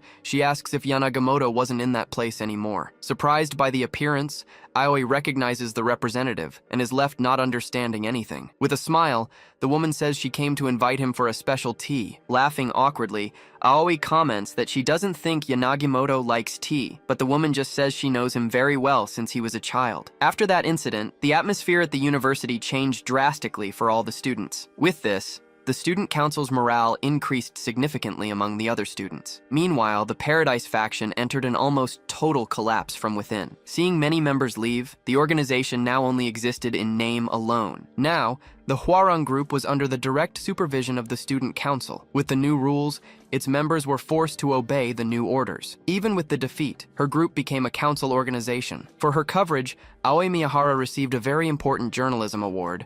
Thus, she became a famous reporter recognized by all sides. Up on the terrace, Ken observed the university's movements with complete attention. Thinking about the next steps, he realized that the Seven Stars Society had made a move. In the middle of the field, a student is thrown far by a quick strike. To move alone, he needed to stabilize the situation inside the university first. Fighting with determination, Ishida faces several opponents at the same time without retreating. Blocking the attack, she defends herself from the strike coming from above her. Defending herself from the blow, Ishida Nanami blocks the attack with her sword blade. Gripping the handle tightly, she prepares to counter the blow received. Then, she leaps and hits the opponent with a strike that throws him. Advancing across the field, she runs to the next target without losing a second. With a focused gaze, she prepares her next attack against another one of the opponents. In a quick movement, she dodges and hits the man with a strike. Right after, she spins her body and continues to fight against all of them. Her eyes shine intensely, showing her total concentration in the middle of the difficult combat. Holding the sword firmly, she prepares to continue her attack. But suddenly, Ken appears from behind and grabs her shoulder with force. Reprimanding the attitude, he warns her not to unsheath her sword recklessly. Without questioning the order, she just apologizes for her impulsive and excessive behavior. Seeing the order established, Ken realizes there won't be any more problems for now. Observing the men on the ground, he praises her strength and potential. On the field, all the opponents were fallen and defeated by her great skill. With a smile, she admits that she was once arrogant because of her strength. Remembering the calamity, she tells him she heard about a key person for the future. Confused, Ken just listens to her story without understanding what she wants. Suddenly, the woman who was watching him approaches and interrupts their conversation. Sighing, Ken just stares at her with a look of exhaustion and total distrust. With a smile, she invites him to have some tea and chat a bit. Scene change, the two are now sitting in a completely empty cafeteria. Nervous, Ken picks up the cup without really wanting to meet with that mysterious person. Complaining about the difficulty, she says he always runs away when she approaches. Without patience, Ken just looks away and ignores the complaint she made. Tired of games, he asks directly what she wants with him now. With a smile, she says she just wanted to chat with him a bit. To her, Ken is the hero who saved the entire university from recent problems. Picking up the cup, she continues her speech with a very serene expression on her face. Looking at him, she says many things come to her mind when she sees him. Like flowers blooming in spring, she describes a nostalgic feeling, and also the sound of cicadas that always announce summer's arrival, just like the trees that change color under the autumn sky, or the first snow of winter that accumulates very slowly. To her, all this brings a very strong and inexplicable feeling of longing. It's as if the threads of destiny have been interconnected between them for a long time. Without saying a word, Ken just listens to her speech in total silence. Drinking the tea, he asks her to stop saying random things. However, he feels a strange similarity with that person in front of him. The tea, for example, seemed strangely familiar to his personal and unique taste. It had a nostalgic feeling, as if it were something from his hometown. But at the same time, he felt a very great strangeness in all that familiarity. Then, she asks if the tea served was to his liking. With a smile, she says she doesn't believe that's really the case. With a smile, he says she seems to know a lot about his life. With a mysterious look, she just responds with a simple and short maybe. Irritated, he says he's not in the mood for jokes and insinuations now. Standing up from the table, she invites him to come and go whenever he wants. Picking up the cup, she invites him to use the place whenever he needs. She reveals that the cafe is the perfect place for quieter conversations. Looking around, Ken wonders how no one noticed their presence there. Suddenly, he notices something strange in the air and becomes very suspicious. Despite her popularity, no one was looking in the direction of their table. It was as if they were invisible to all the people passing by. Laughing, she reveals it's a small adjustment she made to the place. Without a guide, the cafe becomes as discreet as a simple tree. To those outside, the cafe looks like just a common and empty building. Then he realizes she's not an ordinary person like the others. With a smile, he now doubted whether she was even human. Scene change. An empty office is shown with no one around now. Analyzing a report, a man receives important news about the local university. Being the vice director of the committee, he discovers about Paradise's fall. Confirming the information, his subordinate says the factions lost their former influence. Seated, the director asks which faction was responsible for this major change. Shocked, he discovers that everything was done by a single very powerful man. On the map, he wonders if America intervened in the situation somehow. On the map, 3 Class 1 and 2 targets are shown prominently, but his subordinate says that, on the contrary, They also seem quite confused. Standing up from the chair, the director realizes that a new powerful awakened one has appeared. Opening the door, the director prepares to leave the room immediately. He orders them to prepare a car so he can go to the location. Suddenly, Ayanokoji appears and questions his decision to get involved in this. Arms crossed, he advises him to avoid rash and thoughtless actions. But the director responds that this matter requires someone with authority to resolve it. Ayanokoji says he prioritizes soldiers who follow orders above anything else. Taking a step forward, Ayanokoji approaches and provokes him with a personal question. Staring at the director up close, he asks if he still thinks about his failure. Irritated by the provocation, the director demands he watch his words now. At that moment, another man appears to try to calm the situation between them. Suddenly, the director hits the man with an unexpected punch to the face. Grabbing the man by the neck, he says he's going to educate him about the awakened. He explains that they are strategic weapons and one-man armies. With an irritated look, he asks what happens if they don't communicate. On the phone, the director says that deep down, they're still just human. On the phone, Ken receives a call and a proposal from the committee's vice director. With sincerity, he says they can reach an agreement with any human. Receiving the call, Ken asks to use the location immediately for a meeting. Hearing the request, the woman stands up and decides to leave for a while. Sighing, he realizes he's been dragged into yet another very problematic matter. With a smile, she says that trials are part of a hero's journey. With a smile, she says that trials are part of a hero's journey. Outside, the director approaches without Ken noticing his presence. Entering the room, Ken meets with the director for the scheduled meeting. Sitting at the table, Ken goes straight to the point without wasting any more time. Then he asks what the committee's vice director wants with him now. Leaning on the table, the director says he's not here to propose anything. He reveals he's only seeking a cooperative relationship in cases of national emergency. With a serious look, Ken asks if he wants him to be a dog. Remembering the past, he reveals he was used as an experiment in America. With a distant gaze, he recalls the hardships he faced for many years. When he returned, he received news of his family's death and disappearance. Aki's message informed him that his uncles died and his cousin disappeared. Pointing at him, Ken says the country never helped him in those moments. To him, the contract was just a way to use his power to keep tabs on him. Without hesitation, he asks if there's any reason to cooperate with the government, but the director reveals they share the same enemies in common now. With his hands on the table, he asks Ken to consider the government's intentions. Not caring, Ken warns he's willing to break the law for this, but the director responds that their job is to legalize his actions. Leaning forward, he decides to ask one final question to the director there. Arms crossed, he asks what would happen if he became a threat. Without hesitation, the director responds they would stop him at any necessary cost. With glowing eyes, Ken just stares at him with a very defiant look. Then he simply asks if they could really stop him somehow. With a tense look, the director recognizes the truth in those defiant words of his. Suffocated by the pressure, he feels as if he's being held down by a force. The pressure was stronger than any other awakened he knew. Clenching his fist,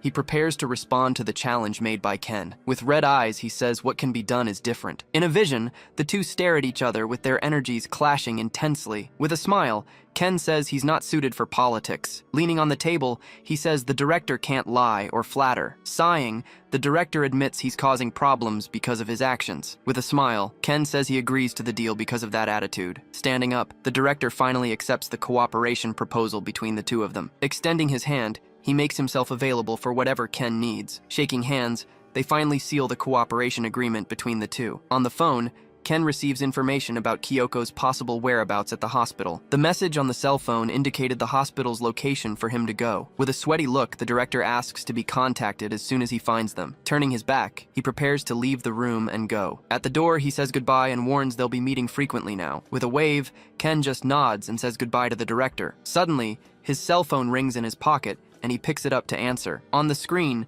Miyahara's name appears as the person calling. Answering the call, he hears a complaint from the other end of the phone line. She thanks him for helping her win the journalism award. Then, she asks if they can meet at that exact moment of the call. With a smile, she celebrates the positive response and hangs up the phone quickly. In the office, the man who got beaten apologizes for bringing in a mercenary, but Ayanokoji says they have a new plan to deal with the situation. With a skeptical look, he questions if it's possible to weaken Ken. With a smile, he recalls that last time, second stage users. But with a smile, He reveals the names of the newly hired hunters. Remembering the past, they already fought against Ken when he was a mercenary. Being professionals, they have a lot of experience fighting and hunting targets like Ken. Questioning the mission, one of them thinks it's a waste to just attack and run now, but the other responds they're only there to fulfill their mission. Adjusting the equipment, he orders all residents to be evacuated from the area. Finding it all boring, the other sees a chance to finally defeat Yasha. While preparing his weapon, he remembers an old saying from the eastern side. With the rifle in his hand, he says, "You don't beat someone who enjoys it." That's why he positions himself and carefully aims at his target in the distance. Looking through the scope, he says they need to make the most of this moment. Suddenly,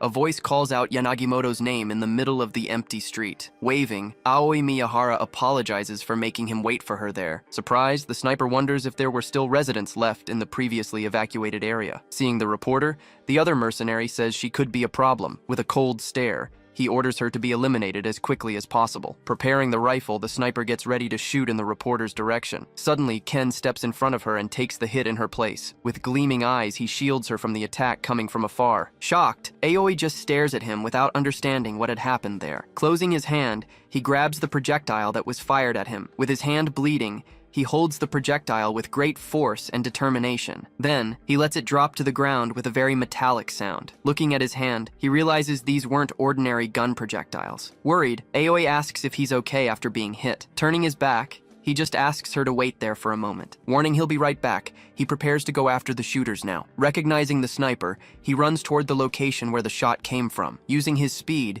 he advances quickly through the trees to find his target. Hidden in the bushes, he finally finds the sniper who attacked him from afar. With a focused look, he warns him that he found him in the middle of the forest. Taking a step, Ken advances toward him with great anger and determination. Jumping from the building, he descends toward the sniper at extremely high speed now. In the air, he dodges the attacks that are launched at him rapidly. With a kick, he gets rid of the explosives that were thrown at him. Hidden in the brush, the other mercenary observes the fight from afar with attention. Advancing with everything, Ken shouts that this method won't work on him there. With gleaming eyes, he prepares to attack the sniper with force. Suddenly, the other mercenary appears and attacks him up close with a strike. With a quick movement, he dodges and grabs his opponent's arm.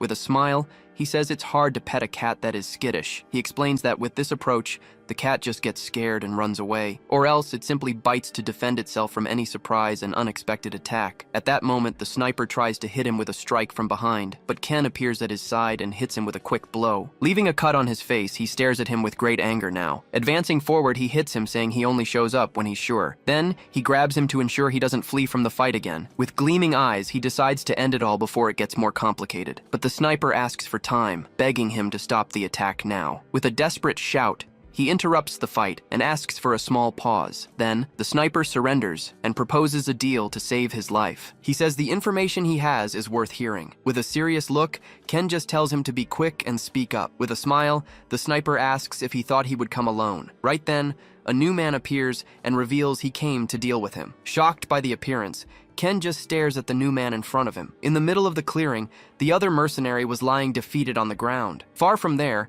Aoi Miyahara was walking back to her house peacefully alone. Passing through a street, she crosses through a gate to reach her destination. Suddenly, she stops and wonders what was happening in that place. Turning around, she realizes a projectile came flying in her direction out of nowhere. Right then, a hand grabs her from behind and pulls her away from there. With the impact, she's thrown to the ground with great force and violence. Then, the person grabs her and says she's just a person. Holding her hair, he blames her for being greedy and meddling. Not understanding, Aoi asks what he means by that strange word. With a knife, he reveals she was following him for a story. With the knife at her neck, he prepares to end her life. Terrified, Aoi tries to buy time and distract him somehow to escape. Right then, she remembers the Seven Stars Society and has a brilliant idea. With a bluff, she accuses him of bringing his personal feelings into this. Shocked, he wonders how a simple reporter knew that secret information. Realizing the tactic, he prepares to attack her without falling for her talk. Suddenly, he stops and realizes his body won't move anymore. Paralyzed,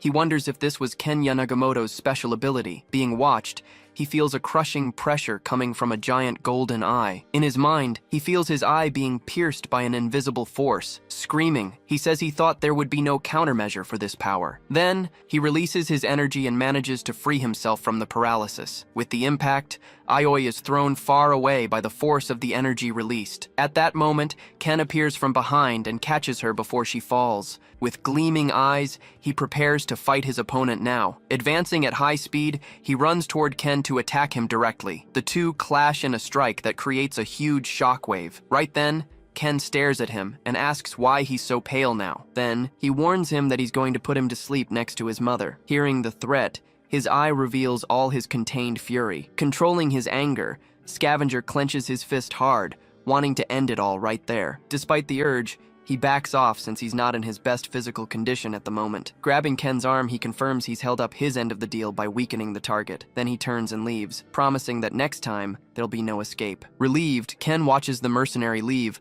thinking he got lucky the fight didn't continue. Seeing Aoi frightened, he quickly approaches to make sure she's safe and sound. At that instant, he notices Snowcat at the top of the stairs, watching everything with an analytical gaze. Analyzing the scene, the sniper realizes Ken's power has increased a lot since their last encounter. With a dark smile, Ken thinks he would have died if not for the deal they made. Keeping his word, Snowcat turns to leave, leaving the two behind, but Ken stares at him with a serious look, leaving a silent warning in the air. Raising his hands in a peace sign, Snowcat assures he's loyal to his contracts. He then points to his rifle, informing that the mission's over anyway. With a smile, he says he won't take any more jobs against Ken if he wants to live longer. But before leaving, Scavenger appears with one last piece of information as a courtesy gesture. Warning about the danger, Scavenger reveals that Yugo Mizukami will come to deal with Ken personally. Joking with Aoi, Snowcat says goodbye and offers help if she needs anything in the future. Leaving a contact with her, he approaches and offers a discount for the shot from before. Indignant,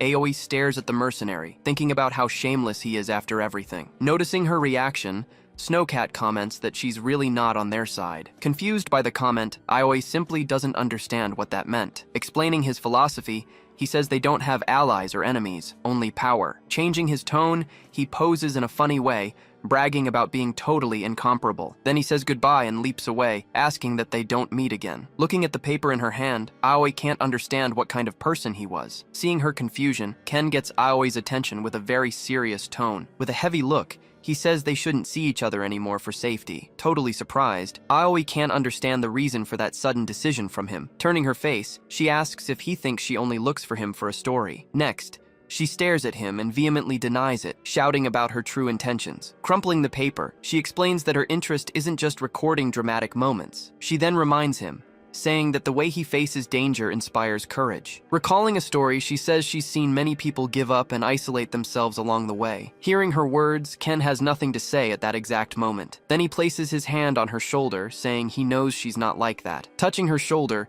he claims to be strong enough to survive any danger, but a vision of his family reminds him that in the end, he always ends up alone. With a sad look, he says he doesn't want to feel that abandonment again. Hearing this, she asks if he's pushing her away because he thinks she's weak. Clenching his fist, he agrees that having someone weak around can be a burden. Right after, she counters that, without support, even the strongest can break someday. Holding his arm, she reinforces that she's seen this happen many times at work. In silence, he just listens to her say that strength or weakness don't matter that much. Suddenly, Aoi feels a stab of pain in her shoulder and winces a little. Seeing her pain, he lowers his head and pleads for her to leave. With a determined expression, she ends the conversation, standing firm in her final position. Turning to leave, she promises she'll get in touch with him again. At that, she looks back with a smile and asks if he'll still answer the call. In silence, Ken just watches her, processing everything with a very serious look. Maintaining his gaze, he remains thoughtful, pondering the young reporter's fearless attitude. Giving one last smile, she turns away for good,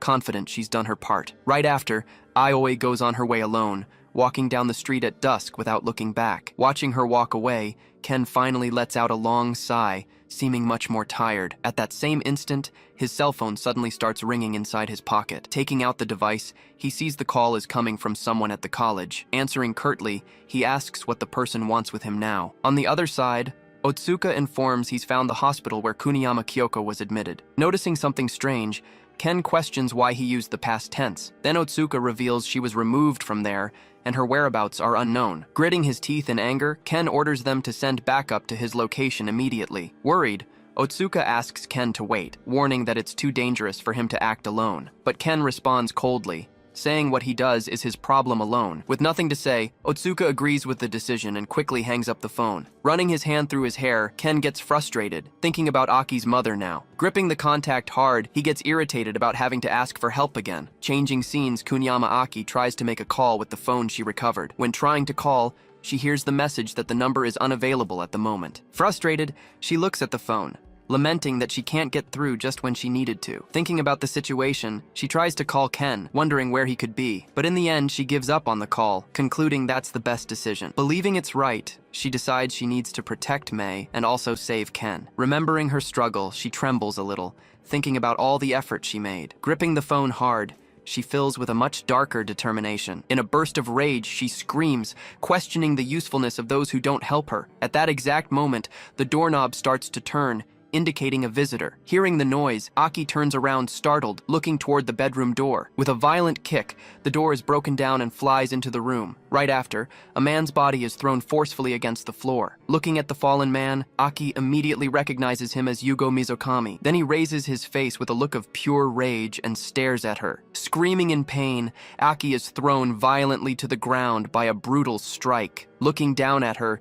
Yugo accuses her of secretly leaking information to the Yanagamoto. With rage, he grabs her hair forcefully, yanking her head back. Even in pain, she screams back that his accusations are just speculation. Hearing her response, he falls silent for a moment, processing everything. Then he lands a hard blow to her face, snapping her head to the side. Adjusting his collar, he complains about all the work he put in to rebuild the organization. Sitting on the couch, he continues, saying he got here by trusting only his instincts. Before her, he affirms with complete certainty that his judgment is absolutely absolute. With a dark look, he reinforces that this isn't speculation, but pure conviction. Slowly rising, she stares back at him with a completely defiant and cold posture. At that, she provokes him, saying his instincts aren't as good as he thinks. Irritated by her audacity, he simply questions if she's going to keep talking. Gritting his teeth, he laments not having the goods that Yanagimoto Mei managed to get. Grabbing his phone, he promises he'll make sure she never underestimates him again. Hearing his call, Aki becomes completely paralyzed.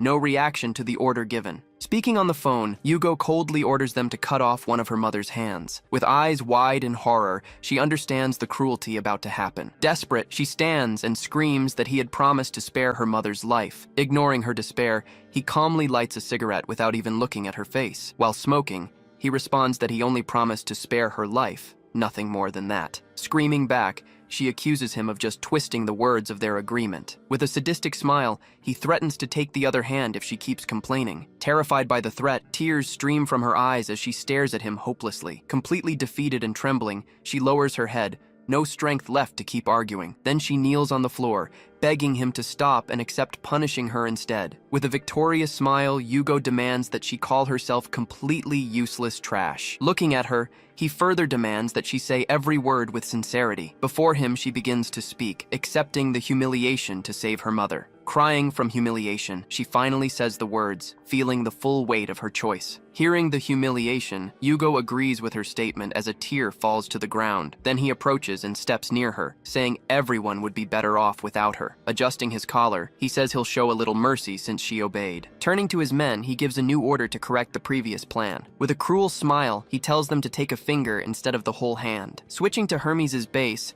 a call from Ken Yanagimoto appears on the screen. Inside his hideout, the hooded informant notices the call received on his system. Answering the call, he projects a hologram of Ken and asks what he wants. On the other end, Ken asks if he remembers the woman he mentioned before. With a smile, Hermes confirms and asks Ken to find Kunyama Aki's mother. Mentioning Ken's power, he gets excited and asks what the payment will be this time. Then Ken simply promises a reward worthy of the work if he can get the location. Leaning forward, Hermes asks for a promise, warning not to try to trick him again. Guaranteeing his word, Ken makes Hermes start the search immediately on his holographic map. Shortly after, Ken's phone vibrates, indicating a new message has arrived. Looking at the message on his phone, Ken confirms that her location is very close. Then, with a determined look, he promises to settle everything with Mizukami once and for all. Switching to the location, the scene shows a completely abandoned and very suspicious industrial area. Guarding the entrance, two armed thugs stay on alert, preventing anyone from passing. Inside, a man begs for help, while the torturer prepares for work. Sighing with exhaustion, he simply grabs a huge cleaver to continue the dirty work. Pulling his mask, the man complains about the job, clearly irritated with the whole situation. At that, another thug appears at the door, observing the victim tied in the sack nearby. Giving the order, he tells the torturer to shut up the screaming victim. Then the thug approaches another hostage, preparing to use his knife. Seeing the man approach, the victim trembles in fear and begs for their life. But the torturer orders them to discard her elsewhere after everything is resolved. Hearing a noise, he seems to have an idea about what to do next. Picking up a severed finger, he carefully removes the gold ring that was there. Right after, he holds the finger, thinking the plan is going perfectly well. Grumbling in frustration, the torturer turns around hearing a noise from the door. At that moment, a thug brings Aki's mother, tied and gagged in a chair. Approaching her, he begins to speak with a clear tone of mockery and sarcasm. Touching her shoulder with his dirty hand, he asks if she's tired of waiting. With a cruel smile, he promises everything will be very quick if she stays quiet. Terrified by the threat, she begins to tremble and struggle in the chair. Grabbing her hair forcefully, he immobilizes her to continue with his work, but he releases her, commenting that she was lucky not to have the same fate. Hearing that, her terror increases, imagining what happened to the other prisoners. Feigning confusion, he wonders which body part he should start cutting now. At that, the thug interrupts him, informing that the order was to take just one finger. Complaining about the order, he slams the cleaver near her hand, finding the punishment light. Looking at her, he says her daughter just saved her life, but he adds that losing a finger wouldn't be the end of the world for her. Then he raises the dirty cleaver, preparing to deliver the final and precise blow. With a sadistic smile, he asks her to stay still and lands the precise strike. At a formal dinner, Kronos calmly brings a piece of meat to his mouth. Wiping his mouth, he informs that Uetsu said he would take care of Yamamoto personally. At that, Zeus confirms he seems to have found a way to finally defeat him. Kronos then comments that the man is good at what he does, but a troublemaker. Hearing this, Zeus asks if Yamamoto is really as dangerous as everyone says. Tapping his knife on the table,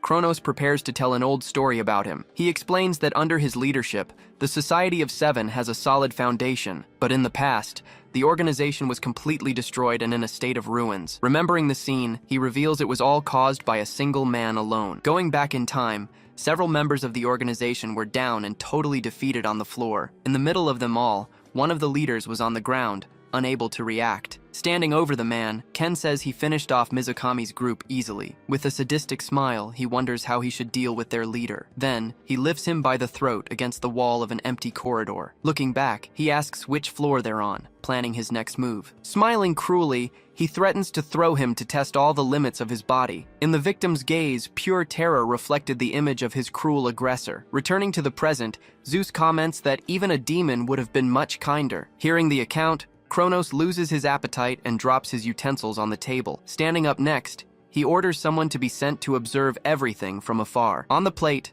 the barely touched meat showed the impact of the story he told. Then he gives a warning, saying not to approach him recklessly. Back at the warehouse, the entrance guards had already been completely neutralized by him. Meanwhile, the torturer was already defeated, and without any reaction on the floor. Standing in the center, Ken faces the remaining thugs, who are protecting Aki's mother. Pointing at them, he makes it clear that his patience has finally reached its end. On the floor, the torturer begs Ken to end it all at once. Preparing for the attack, two thugs approach with their weapons in hand now, but his cold gaze showed not an ounce of hesitation or any fear. Scared by his presence, the men just stare, protecting the hostage in the chair. Taking the initiative, one of the thugs advances with a knife to attack first, but Ken dodges and blocks the strike using a baton he grabbed from the floor. With a quick movement, he grabs and breaks the man's wrist without hesitating. The force of the impact ends up breaking the baton in two pieces in his hand. Taking the chance, he grabs the knife from the fallen thug to continue the fight. Then he uses the weapon to hit the next enemy with a precise strike. Seeing the scene, the other man turns around scared, not understanding his speed. In an instant, Ken finishes the second thug with a quick and totally lethal movement. Right after, he drops the man's lifeless body on the warehouse floor. In a short time, the other men are defeated and lie scattered around the place. In desperation, the torturer yells for an armed thug to drop the weapon immediately. With only a few remaining, they prepare as one of them draws a new weapon. Ignoring the warning, the man points the gun in his direction with great anger. But suddenly, he realizes the target has disappeared from his sight completely. Appearing behind him, Ken surprises him with a quick and totally unexpected strike. In the blink of an eye, the remaining thugs are all neutralized by a sequence of blows. Fallen on the floor, the torturer now stares at his shadow, feeling true fear. Ken approaches in silence, staring at the last enemy standing with a look. With a desperate smile, the man tries his luck and begs to be released, but Ken just stares back at him, showing not an ounce of any emotion. Losing his cool, he screams with all his might, calling Ken a monster. In response, Ken lands a devastating blow directly to the man's face without mercy. Leaving the man on the ground, Ken stands still, observing the result of his attack. Almost unconscious, the torturer still manages to ask for help one last time from him. Raising his foot, Ken replies that he's asking for too much after everything he's done. Then he finishes the man off with a series of violent blows without stopping for anything. Seeing the whole scene, Aki's mother trembles with fear in the wooden chair. Turning her face, she closes her eyes, unable to continue watching the brutal violence. Shortly after, she slowly opens her eyes upon noticing that the noise had finally stopped. With a gentle smile, Ken apologizes to her for taking so long to arrive. Back at the hideout, Yugo Mizukami smokes a cigarette in a very calm and relaxed manner. Then he tells Aki to be grateful that it all ended with just one finger. Staring at him with hatred, she curses him for all his cruelty and sadism, but Yugo just gives a side smile, enjoying the situation very much. He puts out the cigarette on her head, saying that trash is good for nothing. Right after, he threatens her, saying he might take another finger depending on his mood. At that moment, his cell phone vibrates, and he sees the job has been completed. He answers the call with a smile, ready to give the next cruel order. But his expression changes to pure shock upon hearing a familiar voice on the other end. It was Ken, greeting his old enemy after a long time without speaking. Provoking Mizukami, he asks if his pathetic life has been very fun lately. Meanwhile, the scene shows the result of Ken's invasion of the industrial warehouse. On the phone, he explains he killed all the men who were under his command. He still mocks, saying that Yugo doesn't really care about his subordinates. Then Ken tells him to stay alive until he arrives for the settling of scores. With a look of hatred, he promises he'll end it all with his bare hands. Remembering the past, his hand crushes the delicate hair ribbon with pure force. Meanwhile, Kuniyama Aki is struck by a blow and falls to the ground completely defenseless. Watching the scene, Yugo Mizukami gives a direct order to one of his henchmen there. With his face full of hatred, he tells them to use everything they had stored in the factory. Turning to his subordinate, he orders them to prepare the masks because they're leaving soon. Hearing the order, the henchman is terrified by the terrible mission he just received, but Yugo just stares at him with a deadly look, questioning if he has any problem. Without hesitation, the man says he'll notify everyone immediately about the new plan. Then, he also orders his men to take Kuniyama Aki along with them there. Hearing her fate, her face fills with dread knowing what will happen. Switching to a warehouse, the scene shows the place where another woman is being held. Inside, Ken Yanagamoto finally finds her and begins untying her hands in a hurry. With his face injured, he asks if she's hurt after all this time imprisoned. Ignoring the question, the woman grabs his bloodied hand with great force and desperation. Then she looks at him and begs him to save young Aki too. Hearing the desperate plea, Ken falls silent for a brief and tense moment. Then, he holds her hands more firmly, interlacing his fingers securely. With a gentle smile, he asks her not to worry, because he'll fix everything. Soon after, he helps her stand up and guides her out of the room. As they walk, he reflects on the choice between his revenge and rescuing Aki. Switching to the factory, he wonders which of the two paths he should really follow forward. At the same instant, Yugo's henchman panics upon realizing the terrible situation. Then, another team member arrives and confronts the completely desperate man who's there. Confused by the arrival, he stops shouting and looks up without understanding anything. But the other man points to some barrels, questioning if they know what's inside. With a frightening smile, he warns that the enemies are already coming here. Hearing this, the henchman steps back, becoming completely paralyzed by pure fear. Feeling cornered, he slams the table and accepts that everything is finally over for him. Cutting to the outside, Ken walks through the courtyard full of fallen bodies. Even injured, he advances and confirms that he's already dealt with the weaker enemies of the place. With a determined look, he now just needs to wait for the boss to finally show his face. Suddenly, a loud noise echoes through the warehouse, completely drawing his attention there. Carefully, he peeks through a crack in the door to see what's happening. Observing the place, he notices a strange smoke spreading through the air rapidly. At the same instant, Ken is hit by a surprise blow coming from his back. Looking to the side, the mysterious smoke begins pouring out of one of the barrels there. Fallen on the ground, he realizes the place looks like an illegal drug factory. Amid the smoke, he spots a strange silhouette approaching in the dark corridor. Suddenly, one of the henchmen advances in his direction with superhuman speed. The man tries to hit him with a blow, but Ken reacts in time to defend himself. With a quick movement, he manages to grab the enemy's arm and stop the attack. Taking advantage of the moment, Ken throws him over his shoulder with great force to the ground, but even with the enemy down, he wonders what the hell is happening now. Then, the henchman gets up with an insane smile and red eyes glowing intensely. Seeing that, Ken realizes they injected an unstable nectar into their own body. With his body transforming, the henchman shows his new claws for combat. On the ground, tools and drugs reveal the illegal activities that happened in the abandoned place. Screaming with fury, he charges at Ken with the intention to attack. As the enemy approaches, Ken prepares his defense while maintaining his position firmly. Activating his powers, his eyes glow and he prepares a strike with his fist clenched. With a quick movement, he hits the enemy's body with a devastating punch. Piercing through the henchman, his strike completely breaks the enemy's defense with total force. After the fight, Ken stands in front of the body fallen on the ground. Looking at the barrels, he still tries to understand where all that strange smoke comes from. With a serious look, he questions if all those sacrifices were really necessary there. Then, his eyes glow intensely as he senses a new presence approaching the place. As he walks, he wonders what that was and the origin of the red smoke. Sensing the danger, he decides he needs to get out of there as fast as he can. From the outside, Yugo Mizukami arrives with an army of heavily armed men. With a cruel smile, he finally faces his target after all this time. Walking forward, he mocks that he was worried about the little gift he sent before. With a deadly look, Ken just listens to the provocation from his greatest enemy. Showing a pill,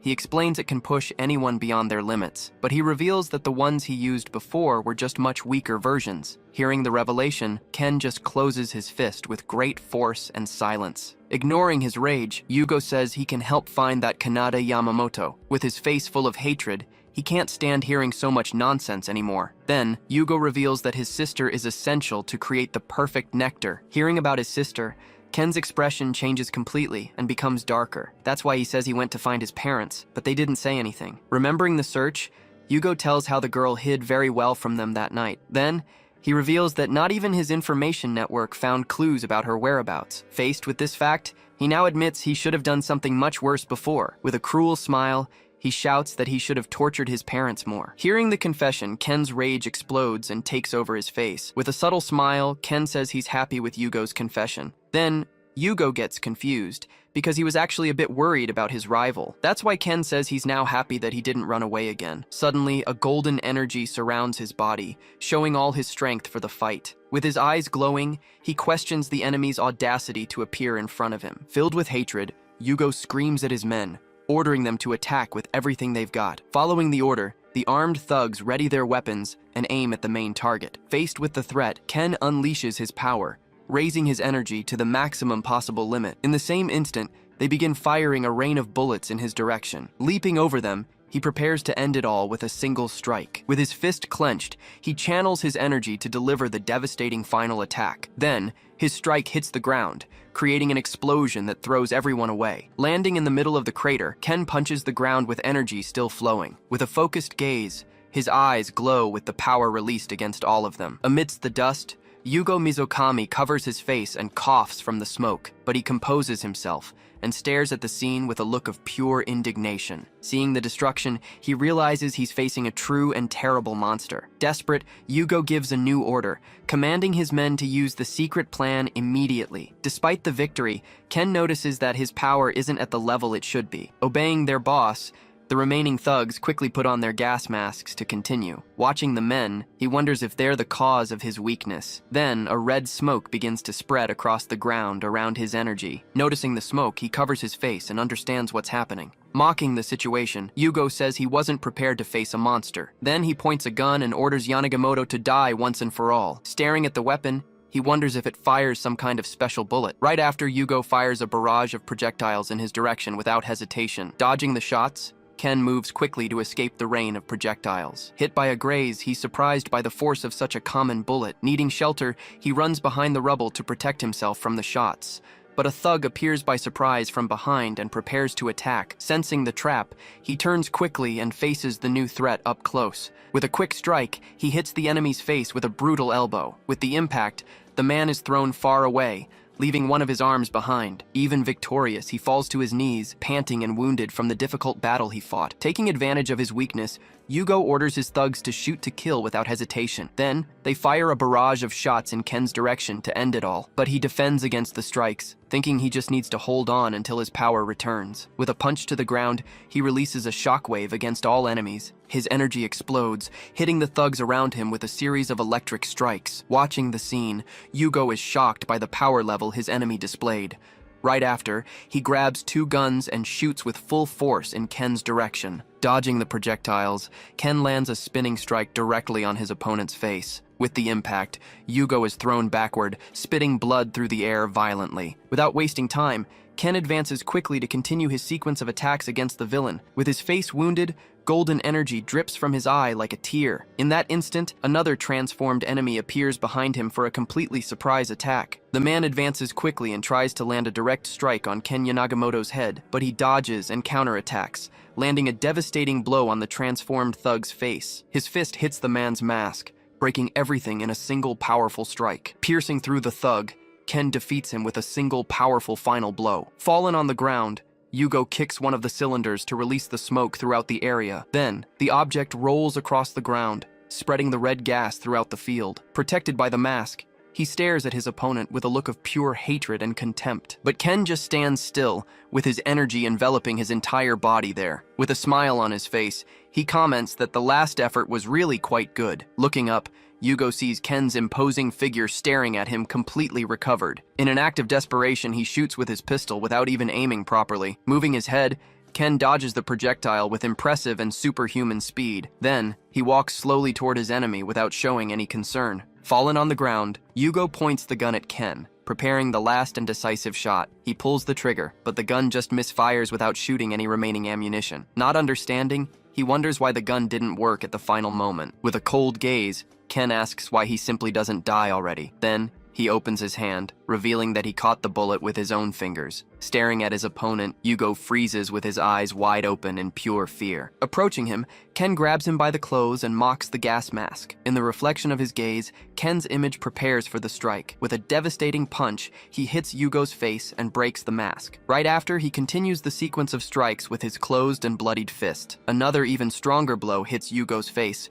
completely breaking his defense. With his face bruised, he realizes that his enemy is already almost passing out there. Then, he holds him and asks where all that courage from before went. Turning to the side, he faces the remaining thugs who watched the entire scene. While holding Yugo, Ken warns that this time he won't go easy at all. Hearing the warning, the men become desperate about what's going to happen now. Then, he rips an object from Yugo's neck and observes it carefully. Letting the item fall, the object hits the ground and catches their attention. Then he shows the antidote and asks if this is what they're looking for so much. But he reveals that there doesn't seem to be enough to cure all the thugs. With a cold look, he suggests they decide among themselves who will survive. Holding the object, Ken confirms that it was indeed the antidote they were all seeking. Right after, he crushes the item with his hand, destroying their only hope. But suddenly, Yugo grabs him by the arm with the strength he still had left. With his eyes glowing, he refuses to accept defeat and keeps resisting. Screaming with hatred, he warns that the fight between them still hasn't truly ended. Held by the mercenary, Ken tries to break free to avoid the worst that's coming. But the man, even covered in wounds, won't let go of his clothes no matter what. With his fist clenched,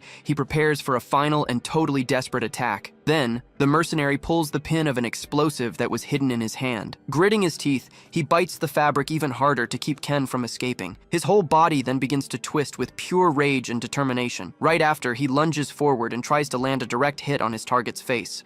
Screaming with hatred, the mercenary puts all his remaining energy into this suicidal move. Seeing this, Ken's eyes change color, revealing his true nature. Immediately, his own hand also begins to release an intense and accumulated energy. Then, Ken grabs the mercenary's fist and stops the attack at the last second. With a swift movement, he throws the enemy's body far away from there. Off balance, the man tries to steady himself on the ground to avoid falling from the impact. Observing his rival, Ken analyzes the situation with a cold and totally calculating look. But the enemy, furious, prepares another strike with his hand full of energy. Standing still and focused, Ken faces his enemy, releasing an intense and powerful energy. Charging forward with everything, the mercenary launches a powerful blow, covered by his energy. In the same instant, Ken counterattacks with a strike that clashes against his rival. Taking the direct impact, Ken's arm feels the absurd force of the attack. Without wasting time, he lands a potent blow right in the enemy's stomach. Feeling the pain, the mercenary's face twists with the force of the blow, but the mercenary strikes back right away, landing a hit back on Ken. With a serious look, he understands that this exchange of blows will be very dangerous. Recoiling with the impact, Ken drags his feet across the ground to maintain balance. Analyzing the damage, he realizes he can't keep taking so many hits like this. Determined to end this, he crouches down to prepare a definitive attack. Then, he shoots forward with everything and lands a devastating blow right on his chest. Surprised by the speed, the mercenary takes the attack head-on and without any defense. Being thrown far away, his body is hurled and destroys everything in its path. While observing the result, Ken feels that his strength is finally returning to normal. With his eyes glowing, Ken realizes that the fight still isn't truly over. Seeing the enemy fallen on the ground, he just watches waiting for the next move. In the same instant, a strange pill on the ground catches everyone's attention. Right after, a box full of them is revealed there near the fight location. Without thinking twice, the man grabs a handful and throws everything in his mouth. Then, his body begins to react strangely, releasing a lot of energy. His muscles expand and twist as the transformation advances rapidly. Even his teeth change shape,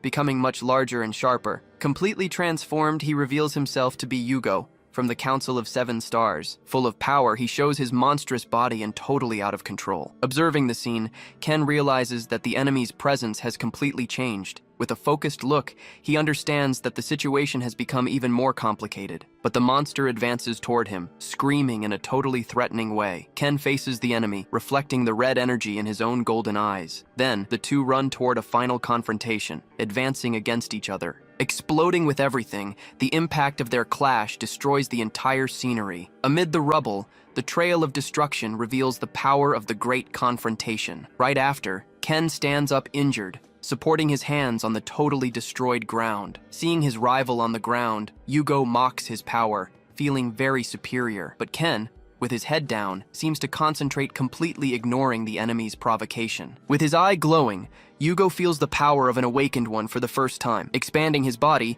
he feels that now everyone seems like insignificant insects to him. Then, with a cruel smile, he decides that it's Ken's turn to become one. In the same instant, Ken's hand moves slowly amid the dust. Lifting his body, he admits that last blow really hurt a bit. Then, Yugo questions if he's going to keep lying to himself about his chances. Wiping his face, Ken realizes that his power seems to be being restricted by something. Then, with a confident smile, he reveals that he was never a level 3 user. Receiving the revelation, Yugo reacts with pure rage, not understanding the situation right. Totally confused, the monster is left without reaction, realizing what just happened. Holding the enemy's arm, Ken begins to disintegrate his body with his energy. With a determined look, he prepares to finish the confrontation once and for all. Screaming in pain, Yugo falls to his knees on the ground, unable to withstand the power. Remembering the promise, he faces his rival with hatred for being defeated. Gritting his teeth, he refuses to accept that this will be his end. Gathering his forces, he tries to stand up to continue the fight at all costs. Then he screams that a man like him would never end in this place. Then, his body begins to heal from the wounds with an absurd speed. Noticing the regeneration,